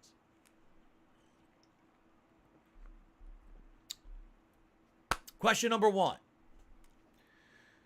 After watching the videos of the hardest K-pop dances for the patron private reactions, what are your thoughts on the choreography, dances, and the difficulty and complexity in general based on what you saw so far and comparing to American pop? Just to clarify, in the video, you had the impression that the hardest K-pop dances are based on hard-hitting moves, but hard K-pop dances are actually based on the difficulty to execute the dance based on how hard the dance is. Executing the dance correctly based on the concept and energy of the dance as well, so the dance may not look hard-hitting, but it can be hard because of the dance complexity and the steps of the concept of the dance. Ding dong die. Ding dong die. Oh, ding dong. Allow me to translate. Ding dong die. Oh. I did some private react videos for my patrons. It's one of the perks you can get for being a patron of mine. One of the videos that Slayer chose to have me react to was K-pop dances. Now, the first video that he had me react to was called hard-hitting dances. So it was all like angled hard dance moves, like boom, like juddering moves and things like that, okay? Then he had me react to another one, and I completely misread it. I thought it was a similar video to the first one. It actually wasn't This video was difficult dances, but it was titled hard dances. So here I am watching it, and I'm like, oh, well, it doesn't seem so hard-hitting. And that's the commentary I'm doing. Come to find out, I'm completely misunderstanding what the video was supposed to be because of the way that it had been titled. I really wish they had titled it More Difficult Dances. Then I probably would have understood it more. There were some really difficult moves. Like, there was a move where all these guys were lying in a ring on the floor, but then they were actually using their force to pull each other up in a ring. I had never seen anything like that before. And I called it out. I was like, that's not really hard hitting, but man, that's unique and interesting and different. And wow, that's, that's got to be tough to do. So the funny part is, honestly, Stop this! I can't really respond to the question because when I watched the video, I watched it with one thing in mind, completely misunderstanding it. If I were to rewatch that video again, I think it was like a 15-minute long video, I would likely see it from a whole different perspective by level of difficulty rather than a level of how hard hitting the moves are. And therefore, I'd have some more to say. What I will say is, yeah, there was some interesting stuff. Definitely some stuff with choreography and synchronization. And some of the levels of stuff they were doing was unique and fun. Now, here's the thing. Compare that to American pop dancing. I can't. When I was growing up in the 90s, and I used to watch MTV, right? I would watch some music videos, and usually it was the alternative rock, grunge, that kind of music. And then there was, Total Request Live, or TRL. This was the countdown show where every day people would phone in. Yes, phone in, because there was no internet voting at the beginning of this. What videos you wanted to see. And I remember back then some of the, the dance that you see, the Britney Spears or the Christina Aguilera or the Janet Jackson, those were like the big dance videos. Yes, you had some dancing with the boy bands, but not as much, honestly. I don't think the boy bands were really the masters of dancing as much. They danced in their videos, but I think they were more about the stage shows were focused on dancing rather than their music videos. I'm sure there was more than that, but the thing is, I didn't have exposure to it. I wasn't into that pop music stuff back then. So, what was I listening to? Rock music. Were they dancing in those videos? No. Eminem and Dr. Dre, do they dance in those videos? No. So I am not really exposed to American dancing. You're not welcome on my like streams, that, period. to the point where I can really say, hey, I can do a direct comparison. I can tell you that this was improved from this and that. I can't. I'm sorry. You're definitely barking up You're looking up the wrong direction. Let's put it that way. I forgot the saying I wanted to use there. I combined like 7 of them together. I don't have that frame of reference to really give you an intelligent answer on American dancing techniques versus Korean dancing techniques. But I do enjoy watching QnA, just to pass the time. QnA, I'm doing some overtime. QnA, QnA. Or, the videos, the variety of videos you give me. It's not always K-pop stuff. He gives me a lot of other stuff too to react to. Case in point, his second question. My second question is another question based on your private react. After watching a video on the best and worst of each U.S. state, even though it is 5 years old and outdated, what's your impression after learning what each state is best and worst as a whole? Could you give examples to the viewers? No. Want to know why I can't give examples to the viewers? Because I don't really remember them. And you know what? This actually is my answer to the question. Slayer had suggested a YouTube channel to me many months ago. He said, you're doing React content now. Why don't you react to this channel for your viewers? This would be one to react to. So I ended up watching one distinct video I remember from the channel. And it was about something about like digging into the Earth's core and, how deep had anyone ever dug before they reached a limit where they couldn't go any deeper. What did they find and stuff like that. So I'm watching the video, and quite frankly, the video is fascinating. It is. It's fascinating. But at the same time, it's a little dry and boring. And what I mean by that is it's very factual, but it's not like while watching the video, it's like, wow, I'm blown away, I'm entertained, or anything like that. It seems like this YouTube channel is more like if you really want to learn, facts about certain topics, they do some interesting videos about them. But it's not necessarily like, wow, I really want to go to this and just react to a ton of videos from this channel, just because a lot of the topics are unrelated. And again, how much do you want to really learn, scientifically or factually when you're watching someone do reacts online? You know what I mean? Like, I could see maybe every once in a while I do a video like that, but this isn't something that I could see myself doing. Hey, we're doing a React event today, and for 5 hours I'm reacting to a channel that does scientific facts. It'd be like, what? Like, so I'll watch 2 videos, I'll go right to sleep, right? You know what I mean? Like, that's the kind of channel that you watch in your own time casually to learn stuff, but I don't think it would be anything that would be too good for React content. Just being honest, and you could disagree, but that was my take on it, all right? Now, what ended up happening was Slayer had me react to a completely different kind of video this channel had put out. This one, rather than going in-depth into something scientific, basically reviewed all 50 states in the United States and said what's like one of the best things about it and one of the worst things. Like, what are they known for as the best of and the worst of? And going through it, some of the stuff, I was shocked. I was like, how could that be? And other stuff, it was kind of like, well, that's interesting. But every time that this happened, here's honestly what I felt about the video. I kind of felt like it was a frivolous video that wasn't very good. And you could say, well, why? What was wrong with the video? Well, first of all, the video was 5 years old, and a lot of the things that they were saying in those videos likely today don't apply anymore because when COVID hit, the pandemic that is, a lot of things changed here in the United States. A lot of things about employment, a lot of things about income, a lot of things about how jobs work, how businesses work. So you're looking at 5-year-old stats that completely could have been flipped up on their own heads when the pandemic happened, you see? So already the video kind of felt like it was totally not almost like pertinent anymore. You know what I'm saying? And then on top of that, what I also noticed was because of the nature of the video, this is a fast-moving video covering all 50 states. You can't really elaborate on any of it. This state is known for this is the best, but also they're the worst in this. Oh, on to the next state. Like, wait, whoa. What about that? Why are they ranked like that? Can you give some data behind that? Can you elaborate? Nope. On to the next. It almost becomes so quick you can't even, like, I didn't have time to react to what they were saying in the video before they were already on to the next state. And it's like, wait, I didn't even absorb what you just said about that state. And now you're on to the next. And I think that's the nature of these videos where, it's a countdown of all 50 states. It doesn't really work. That's too much information and no really elaboration on that information. You know what I'm saying? I don't think it works very well. So it's funny because when this channel went too much into detail about one particular topic, I kind of felt like it was boring. Then when the channel went too fast and didn't elaborate because they were so fast moving to stay entertaining, then I felt it was kind of disappointing because you didn't really get your explanation for what they were saying. So it seemed like both kind of videos didn't really work. You know what I'm saying? Like, I don't know. And I guess this channel's very popular on YouTube and good for them, but for me it just didn't seem very good. I don't know. And that's my take on it, and you can disagree, and that's fine. We all have different opinions. I just didn't really enjoy the content because it didn't feel like it was digestible. Too much information, too heavy information, too real, truthful, scientific information, like reading a textbook with one video, and the other video felt like fluff. There was no, like, in-between balance. You know what I'm saying?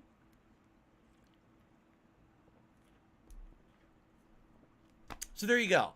Thank you, Slayer, for your questions. I hope you like those answers.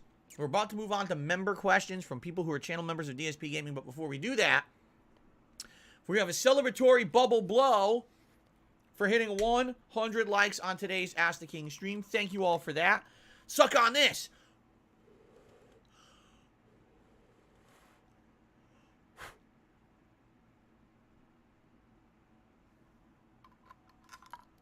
If we happen to get another 100 likes, I'll do that again. I do it for every 100 likes. We have well over 400 viewers on the stream today. We could definitely do it. By the way, I should say this. Thank you all. Recently, I've been getting a lot more viewers on my streams. And I don't know if that's necessarily a sign that I'm growing, a sign that people like me, or a sign that there's a bunch of people like in the NSA, the FBI, the CIA who are watching the stream and they're building a case against me. You don't know. But anyway, thanks for the viewership. I appreciate the increase in views. Okay. We got a couple other shout-outs before we get to questions. There's a $1 tip here.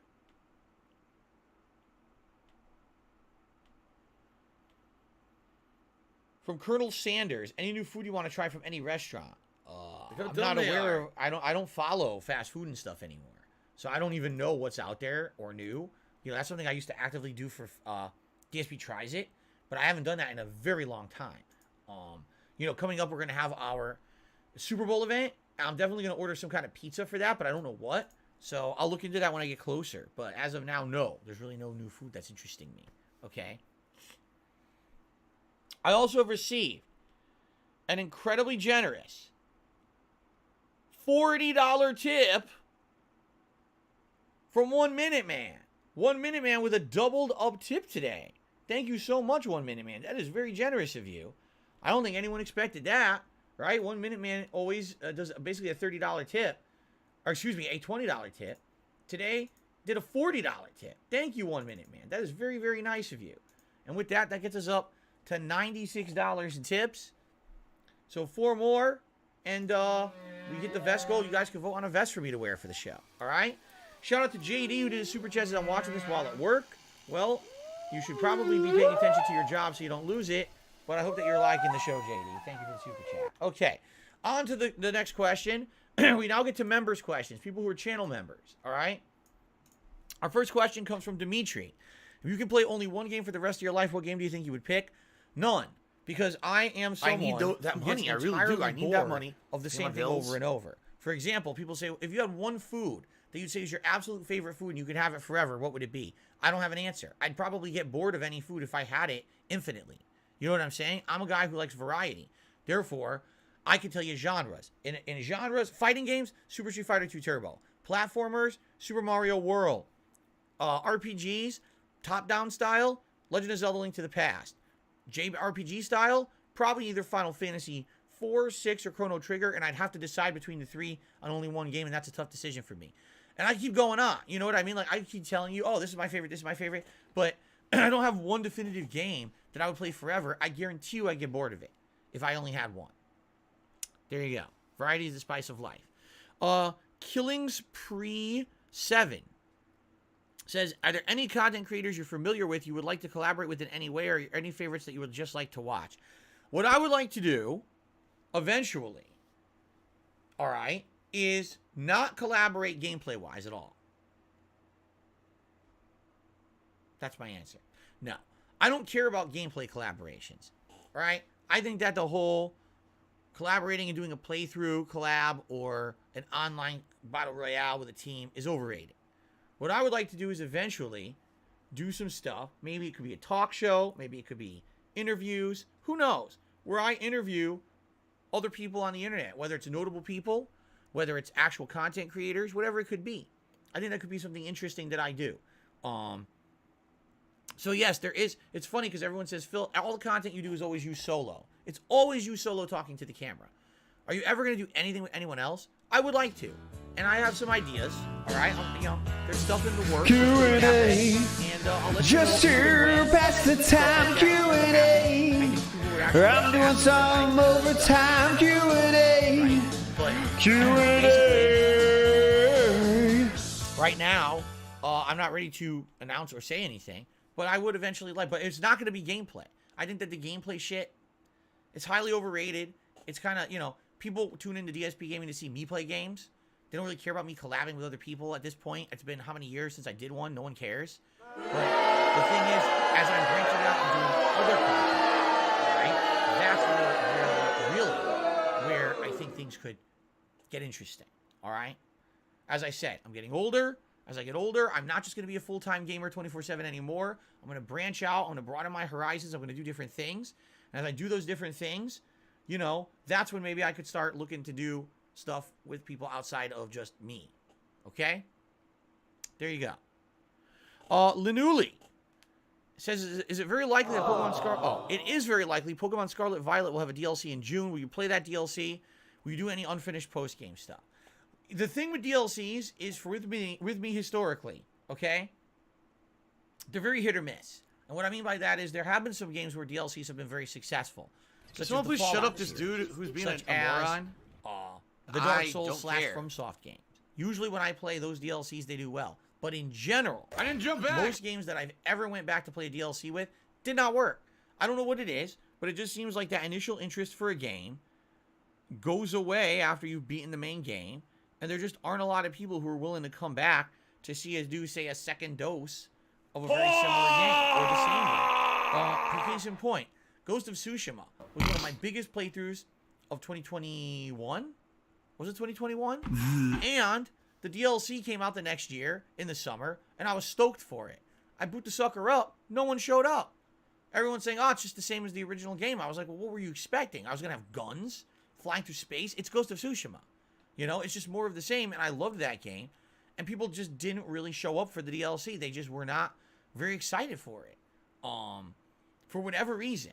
So I feel like that's kind of a pattern with me. Now, sometimes I've played Pokemon DLCs and they work. For example, when I played Pokemon Sword and Shield, and then later on there were 2 different story expansions that happened that next year, I played them both, and they both seemed to work.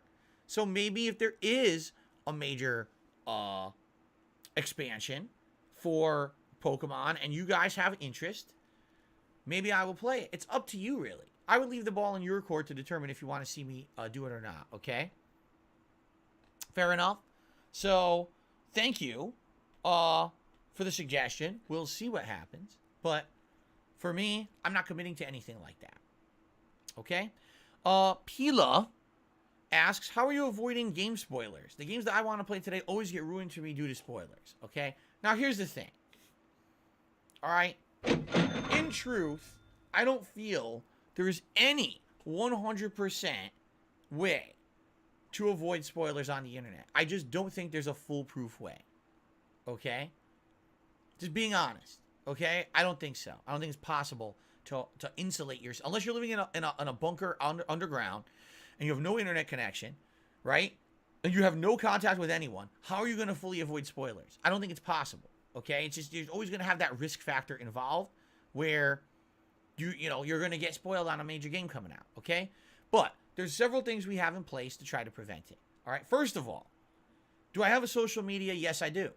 But my social media is used for business purposes. And what I mean by that is, do I follow game topics? I do, but I follow the major trends. I'm not following a lot of people who sit around and just talk about games they're playing. I'm following more professional sources, right? I'm following the feeds that are more the mainstream gaming media, business related, other trusted people who are independent journalists who don't necessarily post up big ass spoilers and annoying things. You know what I'm saying?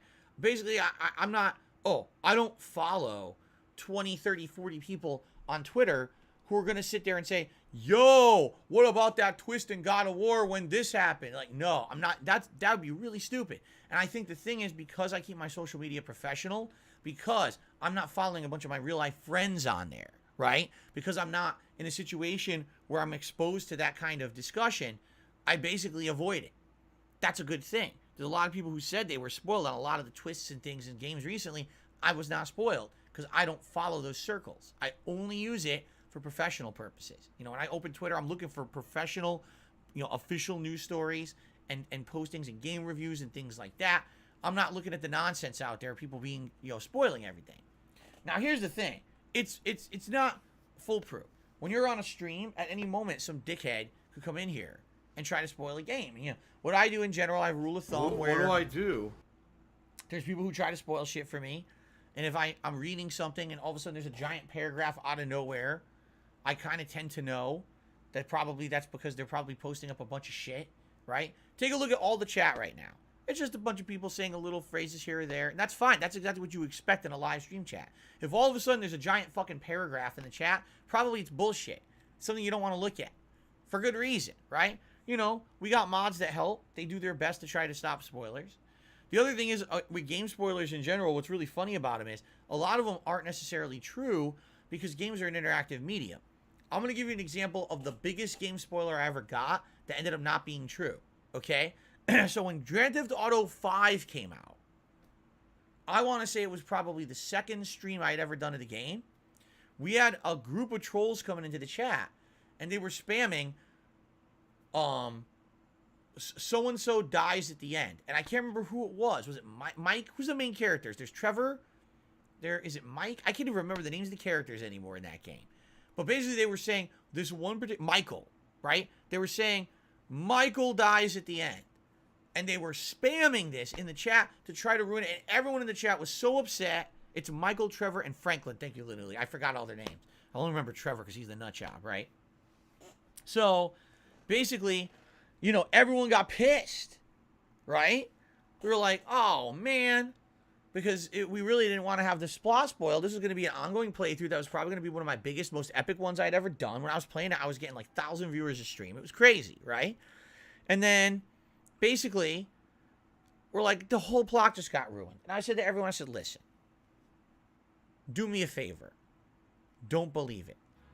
Because even if it's true, we've got a giant journey to go through. QnA. Just to pass the time, QnA. I'm doing some overtime, QnA. QnA. Let's enjoy the journey. And it took me like a long time to beat the game, probably a couple weeks or whatever. And finally, when we get to the end, guess what happened? Michael's fucking didn't die.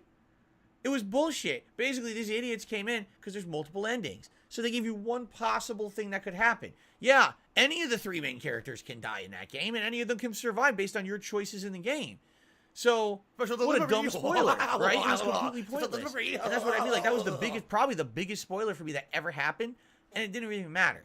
So now, whenever a spoiler comes in or whatever, I don't believe it. I'm like, you know what? Half the time you're getting half information. You're getting one piece that doesn't make sense until you play the whole game. You won't even understand said spoiler, right?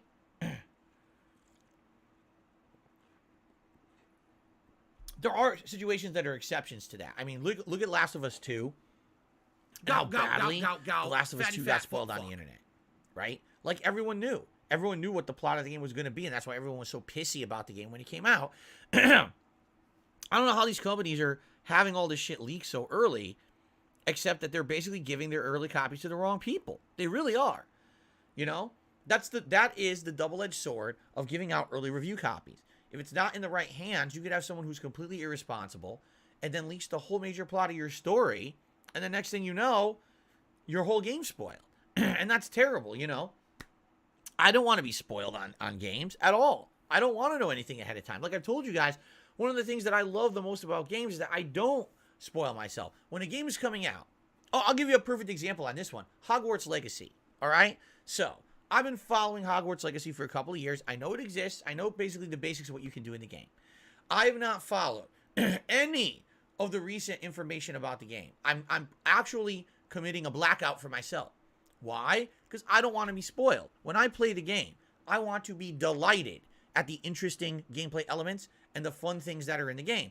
I don't want to boot the game up already knowing everything that's in it and having a checklist and saying, when is this thing that was promised going to happen? Is it hey, not yet? Okay, what about, here's this one. Check that one off. Where's this one? That's not fun. That's not fun at all.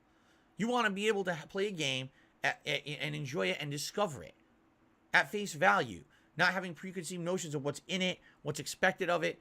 And if you're sitting there and you're watching 20-minute gameplay blowout, 1 hour development interview talking about all the aspects of the game, why are you doing that? Right? Why are you spoiling the game for yourself? Why are you researching everything about that game before it's out? So now when it comes out, how could you even enjoy it? You know what I'm saying? That really gets to me. And then there's some games that really get me. I start playing it, and the game has a bad tutorial, so you don't understand the elements. And everyone yells at me, oh, well, why didn't you look up the game before it came out to know how to play it? Like, what? Why didn't I look up the game before it came out to know how to play it? Do you even understand the purpose of a video game? The purpose of a video game is supposed to be a creative medium to portray something artistic and some level of entertainment factor. If I have to do hours of research to enjoy something, then it's not the kind of entertainment I'm looking for,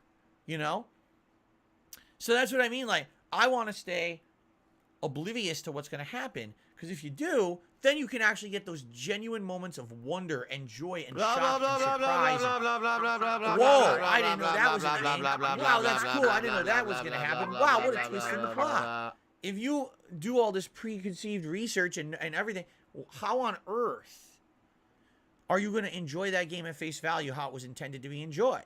I think a lot of people just ruin this for themselves these days. And I don't know why they do that. I think the modern gamer today is a lot different than who I was growing up. I don't want to know every aspect of everything. I try to avoid. And again, I do my best, but you can't always avoid spoilers. But you do your best, right? Can someone please shut up this dude who's being a moron? All right, fair enough. Let's continue on. Our next question here. By the way, we're about a half an hour in. Cool. We still got about another half an hour before I have to take a break. Sounds good to me. Our next question is from another channel member by the name of 1 Minute Sam. Sounds a little familiar. And they answered the following. I have got a question for you. Hold on, because I have to ban an idiot. Okay. I'm glad you have a question, 1 Minute Sam, because that's what the show is for. Says, given a significant amount of AAA games that are now on average starting to get longer, have you thought of a different way in which that you can structure your streams? I understand you're a variety streamer, but I do think that you could still be considered a variety streamer while playing more of a game if it's played in a shorter time frame. Excuse me.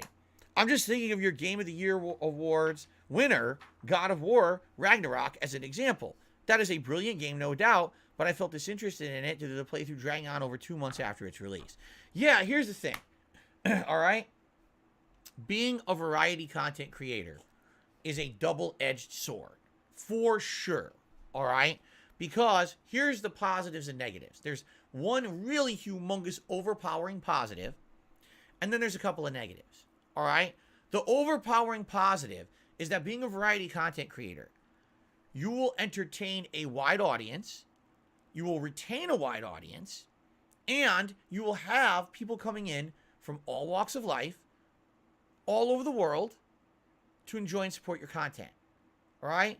As they say, I'm a jack of all trades. You can come to DSP Gaming right now for Ask the King, tonight for Warzone Battle Royale, tomorrow all day for Survival Horror, Saturday for a JRPG, and then a Western RPG in Oblivion, and then we do it all again on Sunday. We go back to, you know, resetting everything again. Do you see what I'm saying? My laugh sounds like ack. So when I laugh and I go, it's kind of interesting, right? It is kind of interesting. Does that sound like that? And the thing is, I honestly feel like many years ago, if I had not decided to be a variety content creator, if I decided I'm going to focus in on a certain genre, a certain type of game, a certain focus, I would not be here today. I firmly believe that I would have become a relic of the past. While all my contemporaries from 15 years ago have seemed to have faded into obscurity, no one talks about them anymore in many cases, I'm still here. I'm tiny now. I'm not some big shot anymore, but I'm able to have a viewership, a supportive viewership, by the way, and I'm able to make a living and have a good time putting out the content that I want to put out. And it's that's none of a anyone's thing business in the modern day, you know?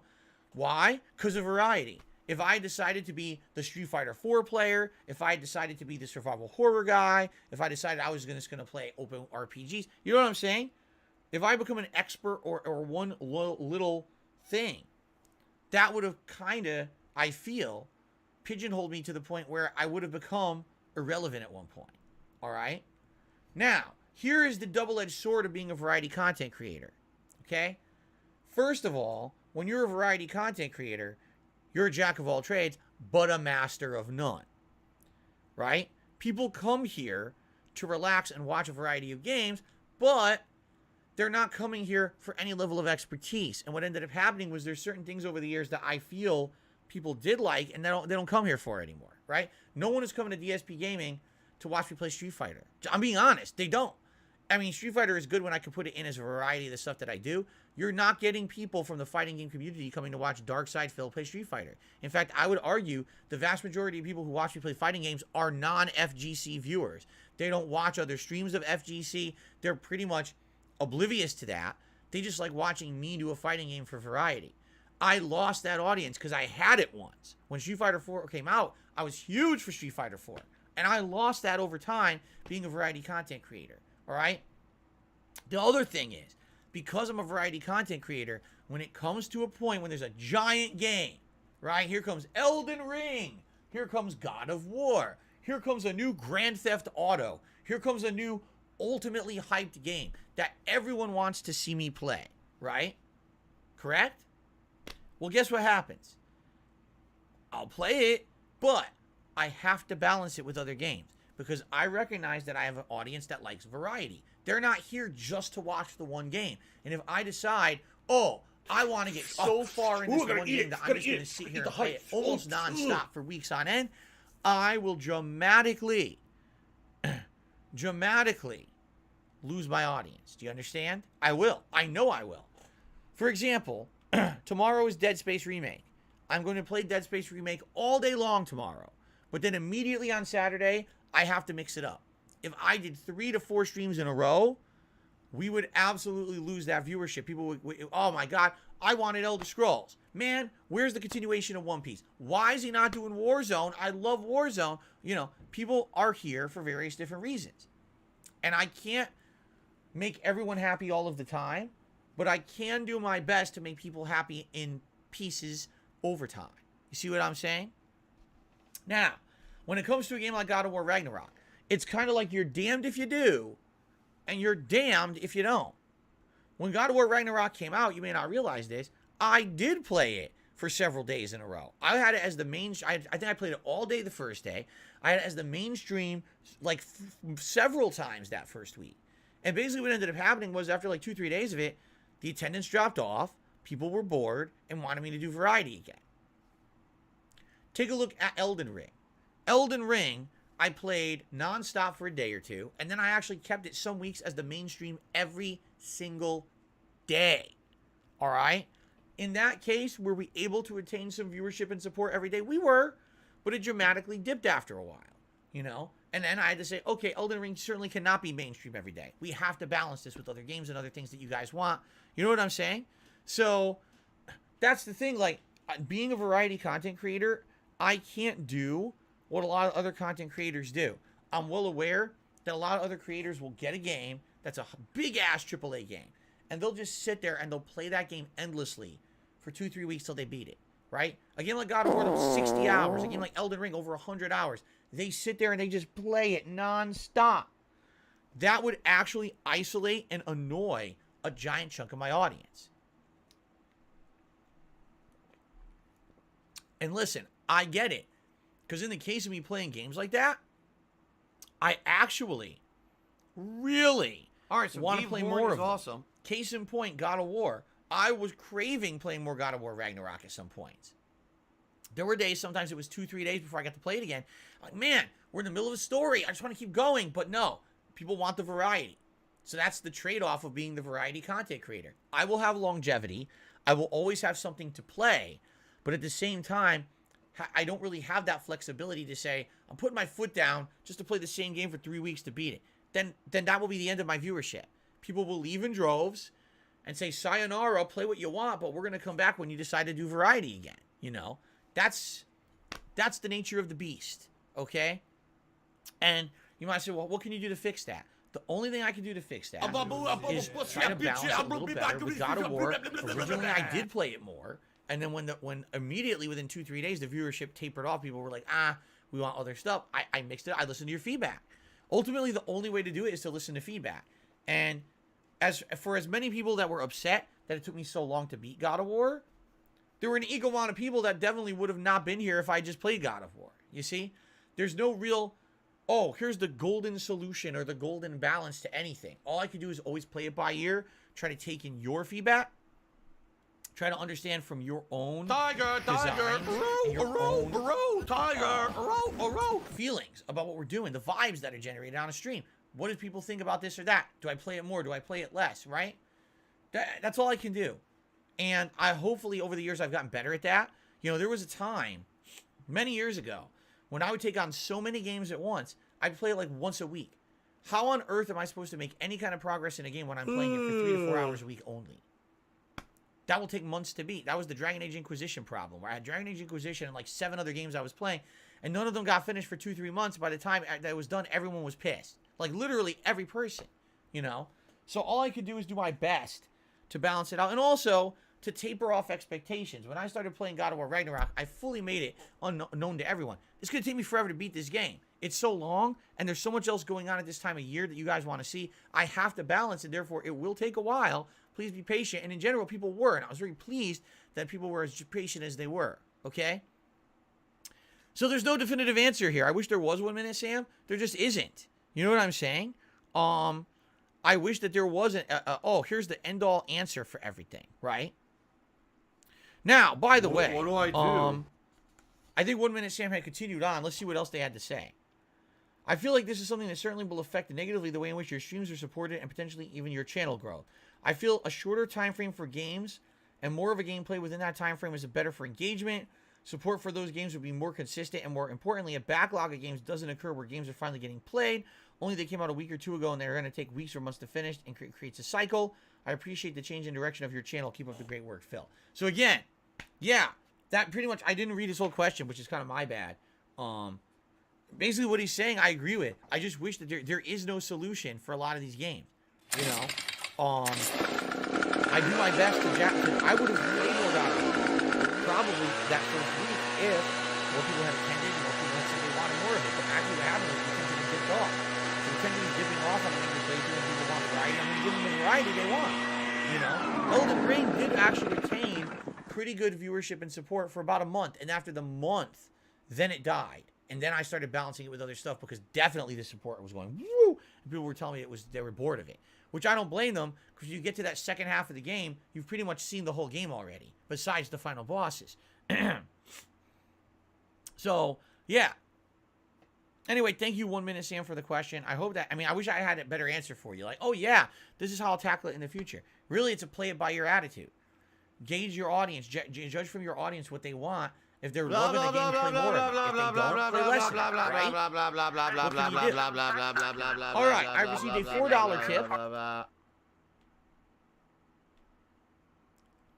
Alex. I hope my tips are going through now. This one has, Alex. Yes, so thank you, Alex, for a $4 tip. And with that tip, we have hit our $100 tips goal for the stream today, which indeed means you guys can vote for a vest here on Ask the King. I know you guys are very excited about that. Thank you, Alex, for that $4 tip. Let's do a poll quickly.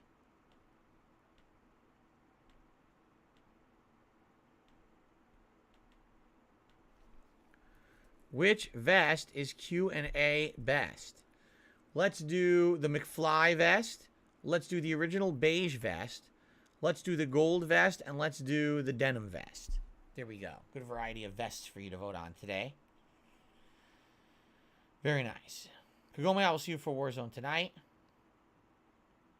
All right. Purple Pickle Yum Yum did a super chat. Howdy McCree Yeehaw. I think I'm far from any kind of Overwatch character, but thank you very much. Purple Pickle Yum Yum for the super chat. Okay. Let's continue. We still have a ways to go before the break. About another 15 minutes. Cool. Our next question is from Guitar Player 1939. He says, I started playing Persona 5 recently, and I'm really enjoying it, but, I just don't like the school/life simulator part of the game. What's your opinion on games that take it this route? Well, here's the thing. We have plenty of games out there that go the more... QnA. When I say fancy, Just to pass the time, QnA. I'm doing some overtime, QnA. QnA. Style medieval dragons and swords and magic, and we have 5 zillion RPGs that play just like that. What the hell are you Correct? talking about? And then I would say the other direction that they tend to go is more futuristic. Oh, it's sci-fi with aliens and technology and spaceships and laser guns and things like that. So those are really the two fantasy directions, right? More old school medieval, more futuristic sci-fi. The Persona series says, to hell with all of that nonsense. That's all sucks. How dare you even do that stuff? It's so cliche and trite. Instead, we're going to do today. We're going to try to make it as if this fantasy game is set in the present day. Real people from Japan. Real life, right? How an actual teenager growing up would experience life. Going to school, having relationships with other teenagers as well as adults. It's kind of unique with some of the social links and things you do in the Persona franchise, or how you have a relationship with an adult as opposed to other teenagers. I think someone drove a right? bulldozer through his condo. It's kind of unique in that regard. Look out, there's a black woman. I think it kind of started in the 1990s. When you think back, Steals the black maybe the Mother series, like Earthbound, started off having that more modern take, and then what Persona did was made it more realistic, less comedy. Oh, there's a lot of comedy in it, and having a lot more of that drama aspect, right? So if you like the idea of almost a Japanese youth, life simulator, you get that, but you also get your turn-based fantasy-style JRPG combat mixed in there as well, right? Now, if that's not your cup of tea and you don't like that, there's tons of other RPGs out there for you. The thing is, they're going to be more main in line with what you would expect of medieval fantasy or sci-fi fantasy, and you don't really see that people dabble too much farther outside of those realms, right? Especially when it comes to JRPGs, because JRPGs usually tend to fall into certain archetypes for how the games are played, with the combat styles and magic and or that kind of stuff. The other game franchise that I would say recently that did this, but did not do it with kids, Yakuza. Yakuza Like a Dragon. That's all adults, but it's turn-based RPG. It's based in Japan. If you don't want the teen angst drama, but you still want a lot of cool plot lines and stuff, that's probably the game you want to go for then. Okay? So that's my recommendation in Guitar Player. I hope that you enjoy Persona, despite the fact that those kids can be darned angsty at times. Okay? Our next question is from John Smith. What a unique name. Thank you, John, for the question. He says, it concerns the approach to game design. I've recently been playing through Zelda games, and I took note of the Nintendo's insistence on pushing the series forward with new and unexplored features. My question is as follows. What does being inventive and trying to push a series forward cross over? When does being inventive and trying to push a series forward cross over into being somewhat gimmicky? As an addendum, in your opinion, what is the right approach to being inventive and are pushing a series forward? Should a game completely reinvent itself with every entry into a series, or should it include things that worked well from the past?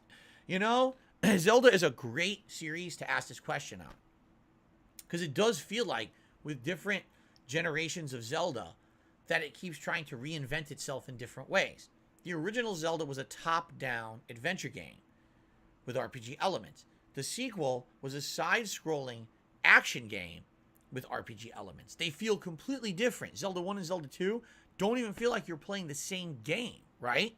But after Zelda 2 being an experiment, I guess Nintendo felt like it kind of failed, because then for Zelda Link to the Past, they went back to the top down, back to that kind of formula. But what they did is they advanced the engine. They now have better graphics, more interesting puzzles, and aspects to the gameplay that weren't part of the original Zelda game. Almost as if they had undone the changes they had done in Zelda 2 to go back to its roots, hence Link to the Past, but also advance it with better graphics, better music, and interesting new gameplay advancements, right? Then all of a sudden, the N64 comes out like, oh my god, it doesn't even feel like Zelda anymore. For people who had played the previous Zelda games, Zelda 64, I mean, really the only thing it retains is some of the enemy types. Outside of that, it's a totally new franchise. And that's what I didn't like about Zelda 64, was I loved Link to the Past, and when I was playing Zelda 64 on N64, I was like, this doesn't feel anything like Link to the Past. Like, it just feels so dramatically different that I don't even know if you could call it Zelda. But of course, what ended up happening was a whole new generation was now exposed to Zelda as a new kind of game, and people loved it, and that became the new standard for what Zelda was. Right? Now take a look at Majora's Mask. Majora's Mask took the formula from Zelda 64 and changed it again. A time manipulation time loop mechanic. A game that's more based on puzzles and masks than actual, you know, I would say combat gameplay. Although combat is a big part of it. It's unique again, right? Another unique take on it. And then they just kept doing this. You know, Wind Waker's different. You know, Skyward Sword is different. Twilight Princess is different. Each one pushed forward something new and interesting. However, yes, I called it Zelda 64 instead of Ocarina of Time because I think all N64 games are called 64. I grew up during that era. They still call it like Doom, Superman 64, Killer Instinct 64, even though it's Killer Instinct 2 or Killer Instinct Gold. Mortal Kombat 64, it was actually MK Ultimate, but everyone called it everything 64 back then. So I call them all 64 because I cannot grow. I have to say I have 64. Anyway. The one that I think they went too far was definitely Skyward Sword. And if you watch my playthrough of it from back in the day, I strongly criticize Skyward Sword. Why? Because they turned it into a motion control gimmick. And here's the thing. If you want to add new gameplay elements, turn Zelda from top-down to 2D side-scrolling. Okay? Turn Zelda from top-down to a 3D open world. Turn it from 3D open world to masks with puzzles. Now you have an exploration mechanic where everything's water. Turn it into, you know what I mean? I can keep going on with all the gimmicks of the Zelda franchise over the years. The one that stands out to me that did not work was the motion controls. I can tell you definitively, Skyward Sword is a better game without the motion controls. Because I played the one without the motion controls, and I liked it a lot better. I was actually very much enjoying it, being able to accurately control my combat, being able to roll the bombs the way that you want to solve the puzzles. It is so much better.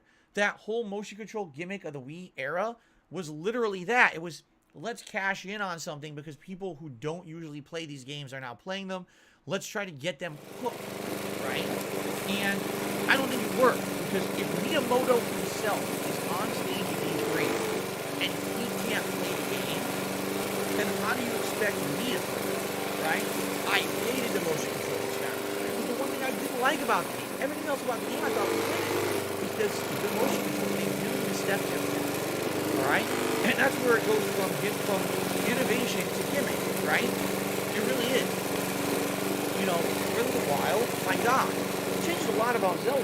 Number one, having a huge open world that was 3D with exploration and traversal and all of that. I mean, yes, they had done that previously in games like the old Zeldas, where you had an open world, right? But that was top down. This is like full 3D, platforming, parkour, and everything. It was a different take on Zelda.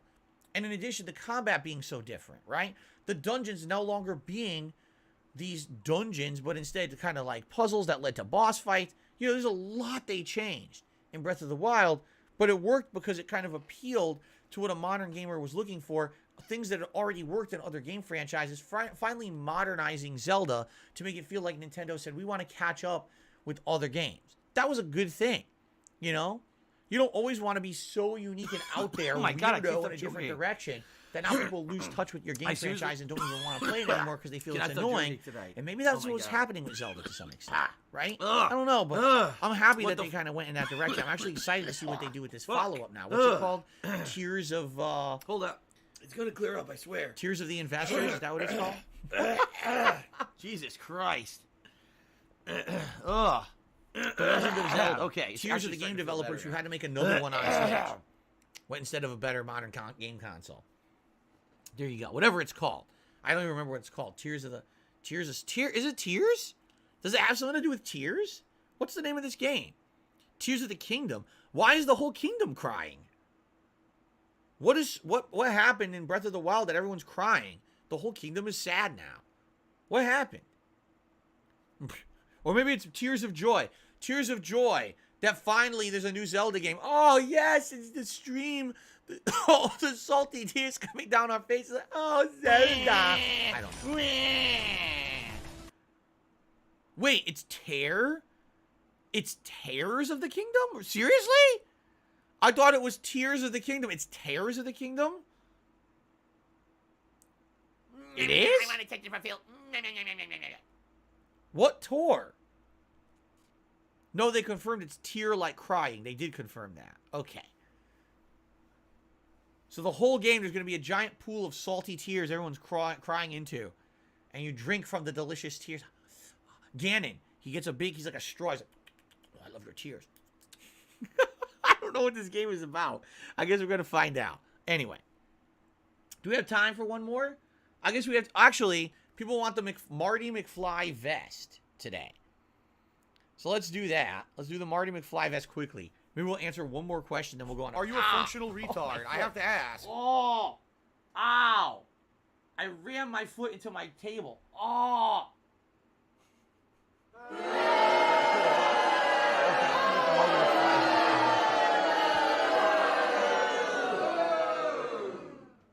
Shit.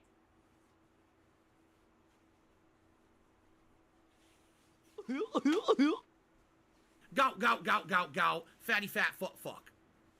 Ow.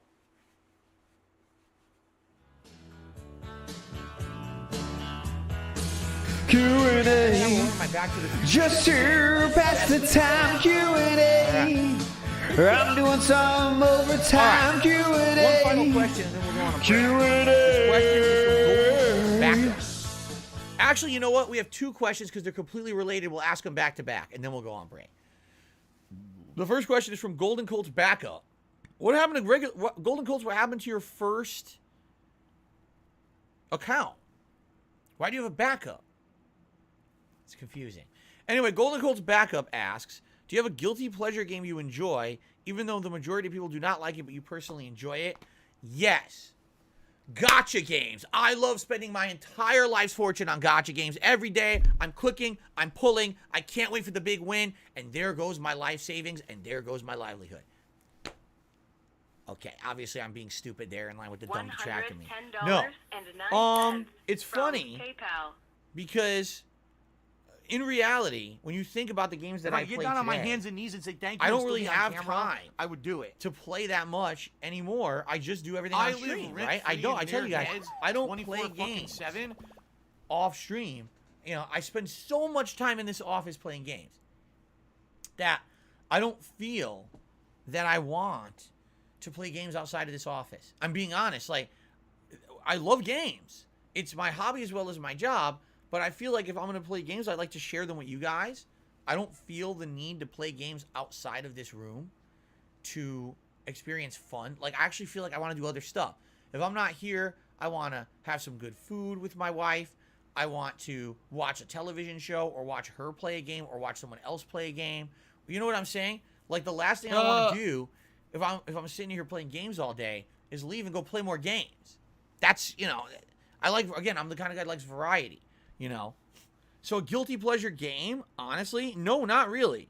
I don't feel that there's like a guilty pleasure game for me because I don't think I don't play games outside of what I do on stream. And what would you consider a guilty pleasure? That I go and play Super Turbo every once in a while? I love Street Fighter. I want to play old school Street Fighter. Is that really a guilty pleasure? I'm not guilty. I don't feel guilty for playing the classics, you know?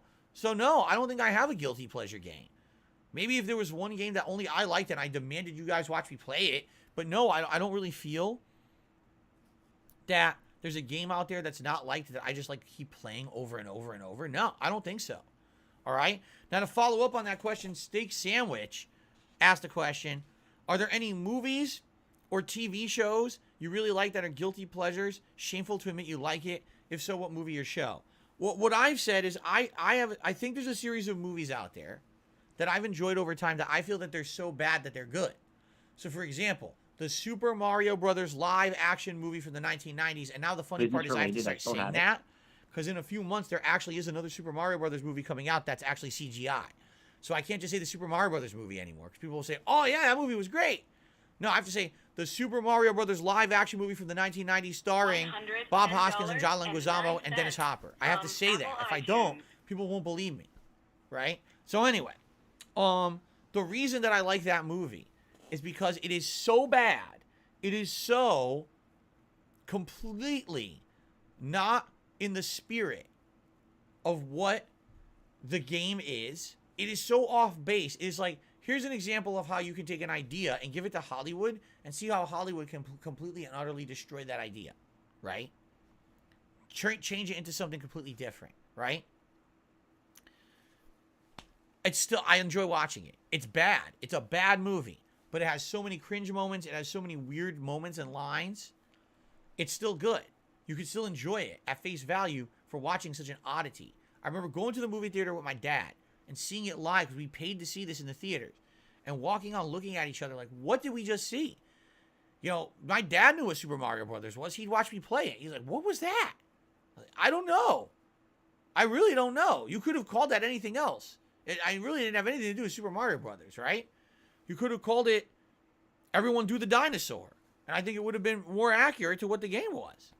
Or what the movie was, excuse me. You know? So, anyway, that's one. The other one is definitely the Street Fighter movie. Okay?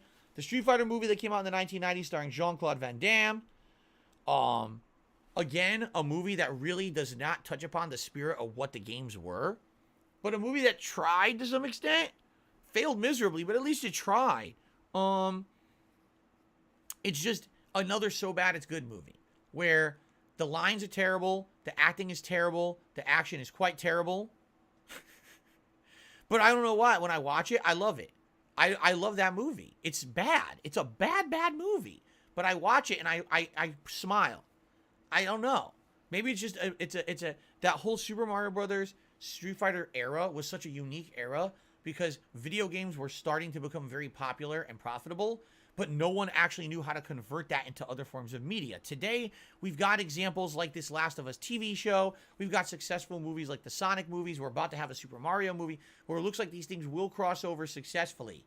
And now, video games have become mainstream media. But back then, seriously, it was so different. These millions of dollars wasted on this stuff. And then to go back and watch it today and be like, holy crap, this is what I watched when I was a kid, right? It's pretty insane. Anyway, those would be my guilty pleasure movies, I would say. Okay? Some super chats have come in. Purple Pickle Yum Yum with another super chat talking about wings. I have nothing to do with him. I'm staring at the wall. Did a super chat. Would you revisit Dark Souls 1 eventually? Yes, I would at some point. Purple Pickle Yum Yum does another super chat. Can you have to stay longer if we donate? I mean, I shout out donations, so technically yes, but I could just choose to answer or shout these out after a break. Speaking of which, guess what? It's time for a break. So thank you all for watching part 1 of Ask the King. I think today we will only do 1 break, and we will actually do the rest of the show. When we come back, there's 3 more questions from members. We've got patron shout-outs. We got a good amount of forum questions, and then we have some Twitter questions. So I think what we'll do, we'll take a break. If you're watching this on demand on YouTube, just watch part 2. It's a separate video. If you're actually watching this as a live stream, I'm going to take about a 15-minute break now to stretch my legs and, relax a bit, and come right back and finish the show for you guys, okay? So thank you all. Great stream so far. Great interactions. Great support. We appreciate everything. And I'll see you all after this brief break. Thank you, and I'll be back in just a bit.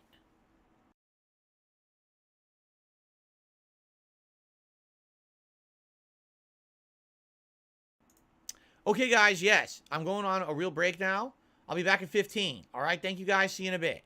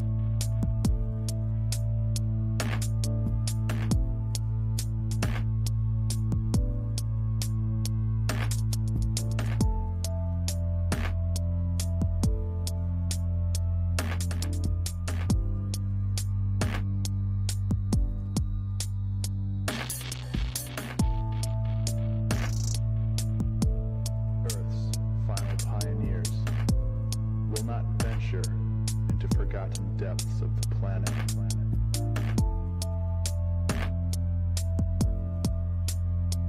But into the cathedral of myriad stars lit above it.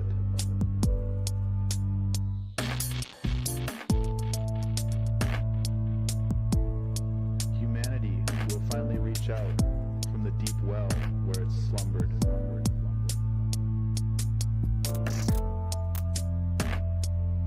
And touch the tiny points of light suspended in unyielding darkness.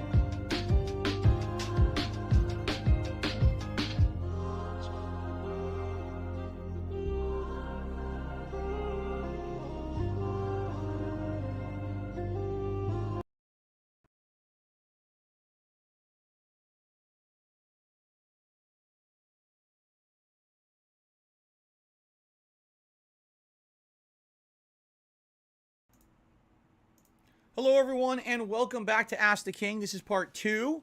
This is only a two-parter this time around, but the videos went a little longer. It's going to be roughly about a 2.5-hour show today, rather than a 3-hour show, but that's perfectly fine. Thank you all. Great stream so far. First Ask the King of 2023. The first part should already be live and separate from this one.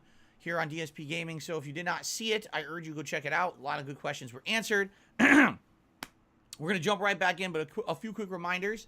I do Ask the King every other month. This is my open Q&A show where you ask me questions and I give you detailed answers. How can you get your questions answered on the show? Well, if you're a forum member, if you're a channel member, you get incredibly QnA.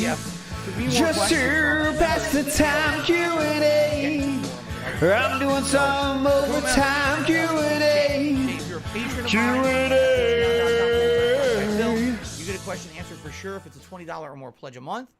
And that's why Slayer had his question answered earlier. Of course, I also have my forums at dspgaming.com. I also have Twitter. Many different ways to get your questions answered, okay?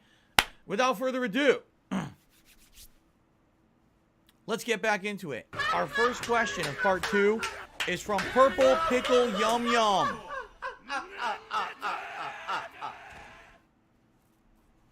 For the record, I asked him to change his name. He refuses. He says, when will the Level 1 podcast feature its first guest? Hypothetically speaking, if you had the chance to... Oh, wait, there's 2 questions. Hold on a second. There's 2 completely different questions. Let me answer the first question first. When will Level 1 podcast feature its first guest? To be honest, I did actually invite a couple people to the Level 1 podcast in the last year, and they declined. I'm not going to tell you who. I'm just going to tell you. There actually were a couple people at times during the year I was interested in having on the show. They either declined or they did not respond. Okay? However, at this point, I feel like the Level 1 podcast is essentially the show where I just talk direct to you guys rather than someone else. I am interested in the future in possibly doing things with other people. For example, maybe an interview. Okay, maybe, and not me. I'm talking about me interviewing other people, not me getting an interview with me, but me actually interviewing others. Okay, I'm interested in that. So I will have an idea or more on that in the future. It is something that I am interested in, and when I have more information on that, I will let you all know. Okay, but basically, if I have a guest, it would not be on the Level 1 podcast. It would be something different. Okay. Now, his second question. Hypothetically speaking, listen to this one. If you had the chance to DDoS Twitch's entire website undetected and cause permanent, irreversible damage for screwing you over unfairly with your partnership ban, what would you do? Okay? First of all, I was not banned from having a Twitch partnership. I was forcefully removed for the time period of 1 year. And then they told me at that time if I wished to reapply, I could. So essentially what they were saying was, we want you out of the partnership program right now, but you could try again in a year, which doesn't make sense because they never explained to me what I did wrong to be kicked out of the program to begin with. How no, can you didn't, you motherfucking piece of shit cocksucker. When you didn't tell me what I did wrong to begin with. Mark my fucking words. Doesn't seem to make much sense from any kind of a professional or business standpoint, does it? It's pretty ludicrous. I'm gonna find out who the fuck you are. But anyway, I digress. You motherfucker. You would I DDoS Twitch's entire website undetected and cause permanent, irreversible damage for screwing me over unfairly? No. That is absolutely ridiculous. I would never do that. Listen, they can run their business however they want. They have the legal right to do that. Were you aware of that? They do. They have the legal right to do that. Now, what they don't have the right to do is violate contractual agreements that they have. They had a contractual agreement with me, and I believe Twitch is based in the state of California.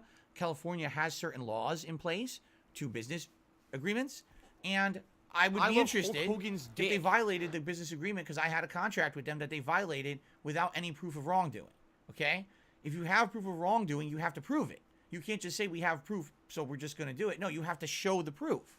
That would be like saying you get arrested, you go to court in the legal proceeding. Okay, is he guilty? And the cop says, "I have evidence, Your Honor. Case dismissed. You're guilty." Wait, what's the evidence? Where is it? Don't have to show it. You're guilty. Goodbye. What? That's not how it works. If there's a legally binding contract saying if one side does one thing and the other side does another thing, then that contract will continue to exist, and one side decides to sever that contract, they have to show the means by which they made that decision and how it was justified legally. I don't think Twitch did that. I do feel like they're in violation of their own contract, okay? So, could I take them to court for that eventually if I ever wanted to? Probably. Would I win? Probably not.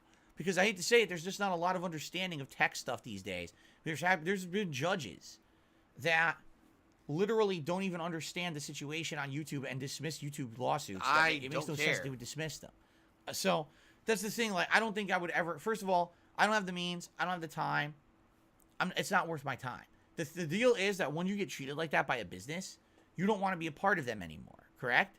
And it's true. I want absolutely nothing to do with Twitch at this point.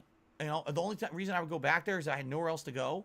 And even then, it would be a temporary thing. Trust me. It would be like it's a lesser of two evils kind of a deal. But I really don't see the point in going back to them because I don't like that philosophy that at any point they can punish you and not have to prove you did anything wrong. That's ludicrous. Okay?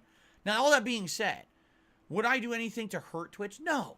Listen, there's plenty of fine people on Twitch that use that website for You business chose purposes. to I can't break imagine the law. why. There's now been so Live much with the evidence in last 2 consequences. years that site literally doesn't care about anything. Ding dong They do whatever die. they want. They have Ding dong agendas in die. place. Oh, They ding can't dong. push certain people because of their agendas. Ding dong die. Oh. The site is horrible at this point. And if anything, people should be trying to leave in droves. The fact that there's people who celebrate becoming a Twitch partner every day on social media is ludicrous. Like, you have to be the dumbest person to think that this is an accomplishment. You're going somewhere where you can literally be eliminated in a moment with absolutely no justification. Why would you want to be there? Right? It just makes no sense. But anyway, no, I don't wish any ill will towards the company, towards anyone who uses it.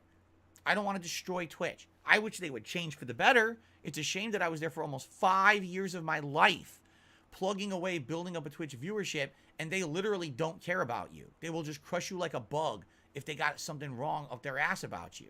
Because the thing is, I didn't do anything to cause them to keep me off the site. They just determined one day they wanted me off. Likely it was because of the large amount of hate that I get thrown my way. And, it's a negative association to have someone who's is hated on the site. It's such a joke. So, anyway, no, I don't wish any ill will. I don't want to destroy the business of the site. You know, I would never do anything like that. Even if an opportunity presented itself to me, no. I don't hold grudges. I don't care. If ever they would change their mindset, I would go back. I liked being on Twitch. I liked the chat. I liked the culture. The problem was it was run by idiots. Kick the idiots out. Change the mentality of how the site's run. I'll come back. It's that simple. Okay. I got a $1 tip. What? Just listen to this. Why do people get banned for saying they can beat you in Street Fighter and that you suck at games? I don't even know what you're talking about. Thanks for the $1 tip. I mean, literally, you want to derail the stream and talk about nothing. I don't even know what you're talking about. I don't just ban people for saying I suck at a game or they can beat me at Street Fighter. It's the most ludicrous thing I've ever heard. Okay, let's continue. Go Team Venture asks the following. Are things opening up more and more? Wait, Gone as things are opening forever. up more and more, is there a chance of future fan meetups at conventions, etc.? Thanks. Let me put it this way. I will never say no, but at the same time, there's no plans for that. The way that could happen is very simple. I get to a point where I don't have to be here 6 days a week full time because things get better for me, financially. Whether that's because I get an uptick in business and I'm making more money and therefore it's not a big deal anymore. I could take those days off like I used to a decade ago. Because that's the truth. Back in the day, I was making so much money on YouTube that I could take time off to be at a convention. I didn't care if I made money at the convention or not. I mean, I did. I filmed videos there that made money, but I didn't have to worry about that. I could take days away and not say, oh no, I'm not making money. I was making so much that it didn't matter. You see what I'm saying? No big deal. I'm not afforded that anymore. Now I have to be here 6 days a week full time to make ends meet. That's just the situation I'm in. All right. And I come to terms with it. If things change in the future, that'd be great. Maybe I could go back to conventions. Okay. It's not a matter that I don't want to meet with my fans. I don't want to, hang out with them or chill, whatever. It's a matter of feasibility. The other thing is, I need that money. I really do. I need that money more money to pay my bills. If I could eventually do something like do a refinancing, with this home that I have and the equity I have in it. The problem is I had a bankruptcy 3 years ago. No company will really touch me. They don't want to deal with me because they say your credit's terrible. You can't refinance when you just had a bankruptcy and a foreclosure. It may be several more years before I can do that. So I'm kind of stuck between a rock and a hard place right now. Can I really do anything to make my business grow and explode and make more money? Not really. Can I do anything to make my credit so much better that someone will refinance my home? No, not really. Hint. So I'm just kind of maintaining for now. You know what I'm saying? We'll see what happens in the future. If things get better, then I could do something like that. I would do it. Why wouldn't I? Right? Okay. Derek asked a question. Is there anything you miss doing that you did back in the day, or would you like to forget everything that you used to do? The second half of the question confuses the heck out of me. Would I like to forget everything that I used to do? No, I don't have like horrible regrets and horrible saddened memories, depressing, crushing memories. You're repealed, Oh no, and I that's it, never because want you're to just gonna remember waste our ever time doing that. again. That's ridiculous. Okay. No. I like to think that, here's the thing. A lot of the things that I've done in the last 15 years of my life have been well documented. I filmed them all, right? I chose to put those moments on the internet. And those moments are essentially immortalized as long as YouTube still exists, correct? So, you know, those things are always going to be there to remember that they happened. And, you know, I'm the kind of person that I can look back happily at the past and I can say, here's things that I used to say and do, or things that I used to enjoy. I don't do them anymore, but they were very nice. And I could kind of reminisce and put a smile on my face and say, you know, I'm glad that I had them when I had them, or I did them when I did them. You know, let's talk about a few of those things. I used to be able to spend time with my parents every week. I don't do that anymore. I don't live with them anymore, or live near them anymore, I should say. I used to be able to eat delicious, authentic Italian food. Thanks, don't have Derek. that anymore. I appreciate used to be able that. to go to the zoo whenever I wanted because it was a few blocks away. Okay. I don't have that anymore. Fair enough. I used to have, again, the ability, the flexibility to do whatever I wanted because I had so much money that I could actually take entire days away from doing anything kind of considered serious work. And I could go to a convention. I could go to a tournament. I could do whatever I wanted. I went to WrestleMania, right? For several days without, you know, I put out videos of it, sure. But it wasn't like I was doing my mainstream work during that time period. I was able to take the time off to do that. I can't do that anymore, right? Those were different periods, different times in my life. That was nice. You know, one of the best times of my life, and I will say this to the day I freaking die, was basically when I was doing weekly co-op with John Rambo. For a 2-year span there, 2.5, 3-year span, because I think it all started late 2010 when I got laid off from my job. And we were doing the co-op stuff 2011, 2012, and 2013. And it all ended in 2014 when I moved, right?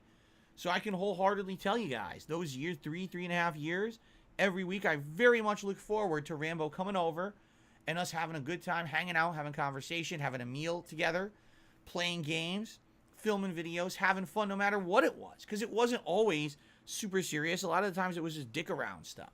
And I think what happened was, for me, that was for me the one time a week that I got to hang out with friends. Because outside of that, I was literally filming video game content every day, all day. You know, that was my life. And that one day a week where I didn't have to do that because I was hanging out with a friend felt very different, right? Hold on one sec. It did. It just felt like, I'm a you know, pussy. 6 days a week, I was busting my ass, working. Keep in mind, it was very different back then. It wasn't interactive streams like I have today. It was kind of like me just talking to a camera. It wasn't me talking to an audience of thousands of people. It was me just talking to a camera, you know. It was definitely me putting out the content and you guys enjoying it after the fact. Today, it's a very different social experience every day that I'm on stream. I love that. But back then, it was a very different experience, you see. And when did I get that social fun and interaction? When Rambo came over, you know. So those were special times for me. Those are a good 3-year period where every Saturday, Rambo would come over and we'd have that opportunity to just chill. And even though I feel we basically were getting something different out of it, because I do feel like at the beginning, he did feel like it was fun, chill stuff that we were doing. But after a while, it turned into a grind. Like to him, it turned into, this is a work for me. This is a grind to make money. As opposed to for me, that was literally my day a week to escape the stresses of being a full-time YouTuber. And instead just to be able to do fun stuff with a friend. And I don't think that over time that he retained that feeling. I think it changed for him. I mean, listen to the kind of stuff that he said in his video with Howard in 2015. Talking about how arduous it was for him to drive. And how, you know, he was making this amount of money. And a lot of the games we played he didn't like. Who cares? I didn't like him either. You know? For me, it was the fun of just hanging out with him and doing something. It didn't have to be the game. It was just the fun of chilling. You know what I'm saying? And I definitely feel like over time that changed for him for some reason. I don't know why, because for me it always was that same level of fun, and it was that same level of, you know, even at the end there, and I say the whole last year that we were doing co-op, we were not making a lot of money doing co-op. We weren't. I was making way more money doing the solo stuff all week long. You know, 6 days a week I was putting out solo content, you know, solo playthroughs, solo reviews, all of that. That was making ginormous amounts of money, and the co-op stuff we were doing was kind of like just the excursion for me. It was barely doing anything. And maybe that's what it was, where near the end, it was making way less money or whatever for him, and maybe he got upset that he was still driving and doing it. I don't know. For me, though, like, that was the special thing. You know what I'm saying? Like, it was really a special time. And yes, do I miss that? Absolutely. I miss having a day a week where I can just hang out with a friend and shoot the shit, you know? I don't have that anymore. What I do have is a meaningful home life with my wife and Jasper, and I love that. Don't get me wrong. I like that more than the life that I had back then. The life that I had back then was literally, I'm alone for 6 days a week, and once a week I see my parents, and then I get to hang out with John once a week, and that was my life. Today it's just much better. Okay, it is. My life today is ginormously better than it was back then. But at the same time, was something lost with that friendship and the loss of those co-op sessions? Absolutely. I miss that. So I would say of all the things in the past, I miss the food. I miss seeing my parents once a week and at holidays. And I definitely miss hanging out with John Rambo once a week and having that friendship that we had. It's a shame that it ended the way it did with him essentially, you know, saying he didn't want to do anything anymore because he felt that I was all about the work aspect of it, when in reality it couldn't have been further from the truth. But again, if you want to see the whole story of that, last year I reacted to the John and Howard video about me. I went very full detail about all of that, explaining the situation from my perspective, which I had never done before, 7 years later. I think a lot of people get it now. And I was at fault because I was a workaholic, you know. That's really why I lost that friendship, because I was a workaholic. It is what it is. Anyway, there's the answer, okay? All right, at this point now, it is time to do shout-outs for my patrons. Those who pledge to my Patreon, thank you so much to the following people. Those who pledge at a pretty, you know, decent level, okay? A, yes, the letter A. Tiarion, Slayer, of course. American Maga Undertaker, Big Toe 995, Martin, Planet Jeff, Two Bar King, Sean Given, Thomas McDonald, 17 Kyle 1, David Denmark, QPZ MWN, Richard, and Storm Force Gamer. Okay? Awesome. Thank you all. All right, give me 1 second. I'll be right back, and then we will do forum questions.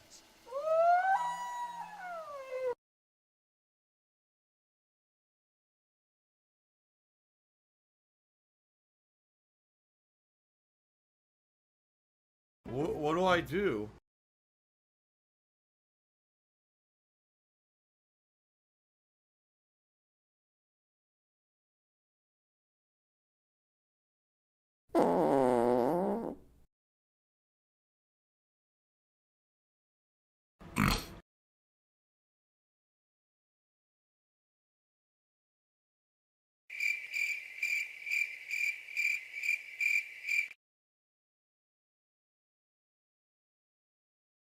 I need that money. I really do. I need that money to pay my bills.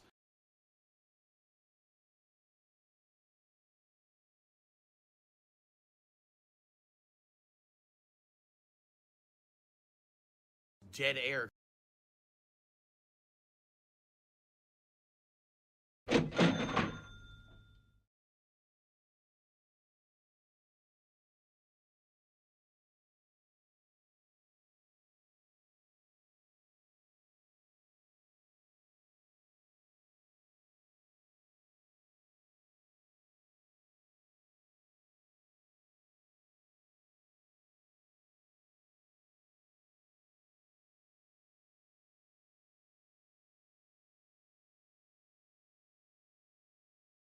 It's Super Hound's fault. It would help if I unmuted the mic. You guys would probably hear me, huh? I totally revealed all kinds of big secrets and all kinds of in-depth stuff. You missed it all, huh? Well, that's too bad. I'm not going to go over it again. All right. Let's go to forum questions now, everybody. So, Sherry92 asks the following. Sherry92 asks the following. Will you and Kat ever do streams together ever again? Well, I've answered this question before. I always answer it the same way. I'll answer it again the same way, but the thing is, I think it's worth reiteration. QnA, just to pass the time. QnA, I'm doing some overtime. QnA, QnA. My wife moved in with me in 2018. When she moved in with me, our plan was as follows. Periodically, she was going to appear on my streams in a Q&A capacity, where perhaps we would do like a half an hour to an hour session of Q&A, and she would answer your questions about herself, whatever she wanted to reveal about her past, her history as a gamer, whatever it might be. And that was totally on her to choose what she wanted to answer or what she didn't want to answer. That was kind of our idea. And then we were going to do Dragon Ball. We were going to be doing more content with her in it. We were talking about possibly she would cook during the like cooking with her, with Kat. She would do different recipes and the like, and show off her cooking skills. And then we were going to do other things as well, perhaps games. Like we had all these ideas of things that we were doing. And if you remember, she moved in and she was making a small handful of streams. I want to argue 2 streams, maybe, nothing too major, Q&A session. And then finally, the big thing that was planned was that Halloween 2018, we were going to do a special Halloween all-day event marathon like I usually do. We were both going to, dress up in Halloween costumes, right? And during the course of the day, we were going to play a variety of games like we always do. And we were going to actually do co-commentary. Now, I was going to play the game, but she was going to commentate over them with me. It's Tevin's fault. She came for the intro, and she came for the first game, which is the Silent Hill game. And during the course of that game, basically all my trolls came to the stream. This was a little different because, this was back on Twitch, right? So a little different. And they came over there, and they proceeded to basically... There's be a the sick most motherfucker on the audience internet I've called ever Super seen. Hound, whatever the fuck this idiot's name is. Insulting her looks. It's Jefferson and fault. bringing up things from her past that had absolutely nothing to do whatsoever with today. All right? Like, literally things from the past that we've never spoken of. It has no one's business. It's none of anyone's business. People from her past and shit. Like, they're saying their names on the stream and shit. Like, what? Okay? Just the nastiest stuff. So... within Dark Dave's fault. Basically about, I want to say, I don't know, the intro and then maybe an hour of gameplay, okay? She basically got seriously bothered by what was going on the stream. She's looking at the chat or whatever, and she got seriously bothered. And we went on break, and she told me on break, I don't want to go back. I was like, why? What happened? She's like, did you see the things they were saying? Like, she's the kind of person that she knows that that's bullshit. She's not dumb. Right? She knows that those are trolls trying to get to her. But when someone's just going to sit there and rag on you constantly and say nasty things about you and then bring up shit that has nothing to do with the present day you, things from your past, nasty things about your past and things, why would you put yourself into that position? Does she have any incentive? This is my stream. It's my business, not hers. It's, you know what I'm saying? That was supposed to be something nice that we were doing for the viewers to say, hey, it's nice to have someone. To have someone as a special guest and to add something, right? It's not just Phil talking constantly in his content. There's someone else to add something, right? You guys tell me all the time, well, you have another person on your streams or whatever. That was definitely what we were going for. We thought that would be something nice. And literally to have the trolls be so nasty to her, she's like, I have no desire to ever be on your stream ever again. Like, why would I? If any time that I step onto the stream, I'm now putting myself in the line of fire. I'm putting myself in a situation where these people think that it's a fair game to be absolutely disgusting to me for no good reason. Why would I do that? Just think about that. If you go a certain place, you're going to be mistreated. There's no positive benefit for you to be there. It's not like you get anything out of it. You're trying to be nice to be there, but people are just going to be gross to you. Why would you put yourself in that position? Right? Why? Why on earth? It doesn't make any sense. So, basically...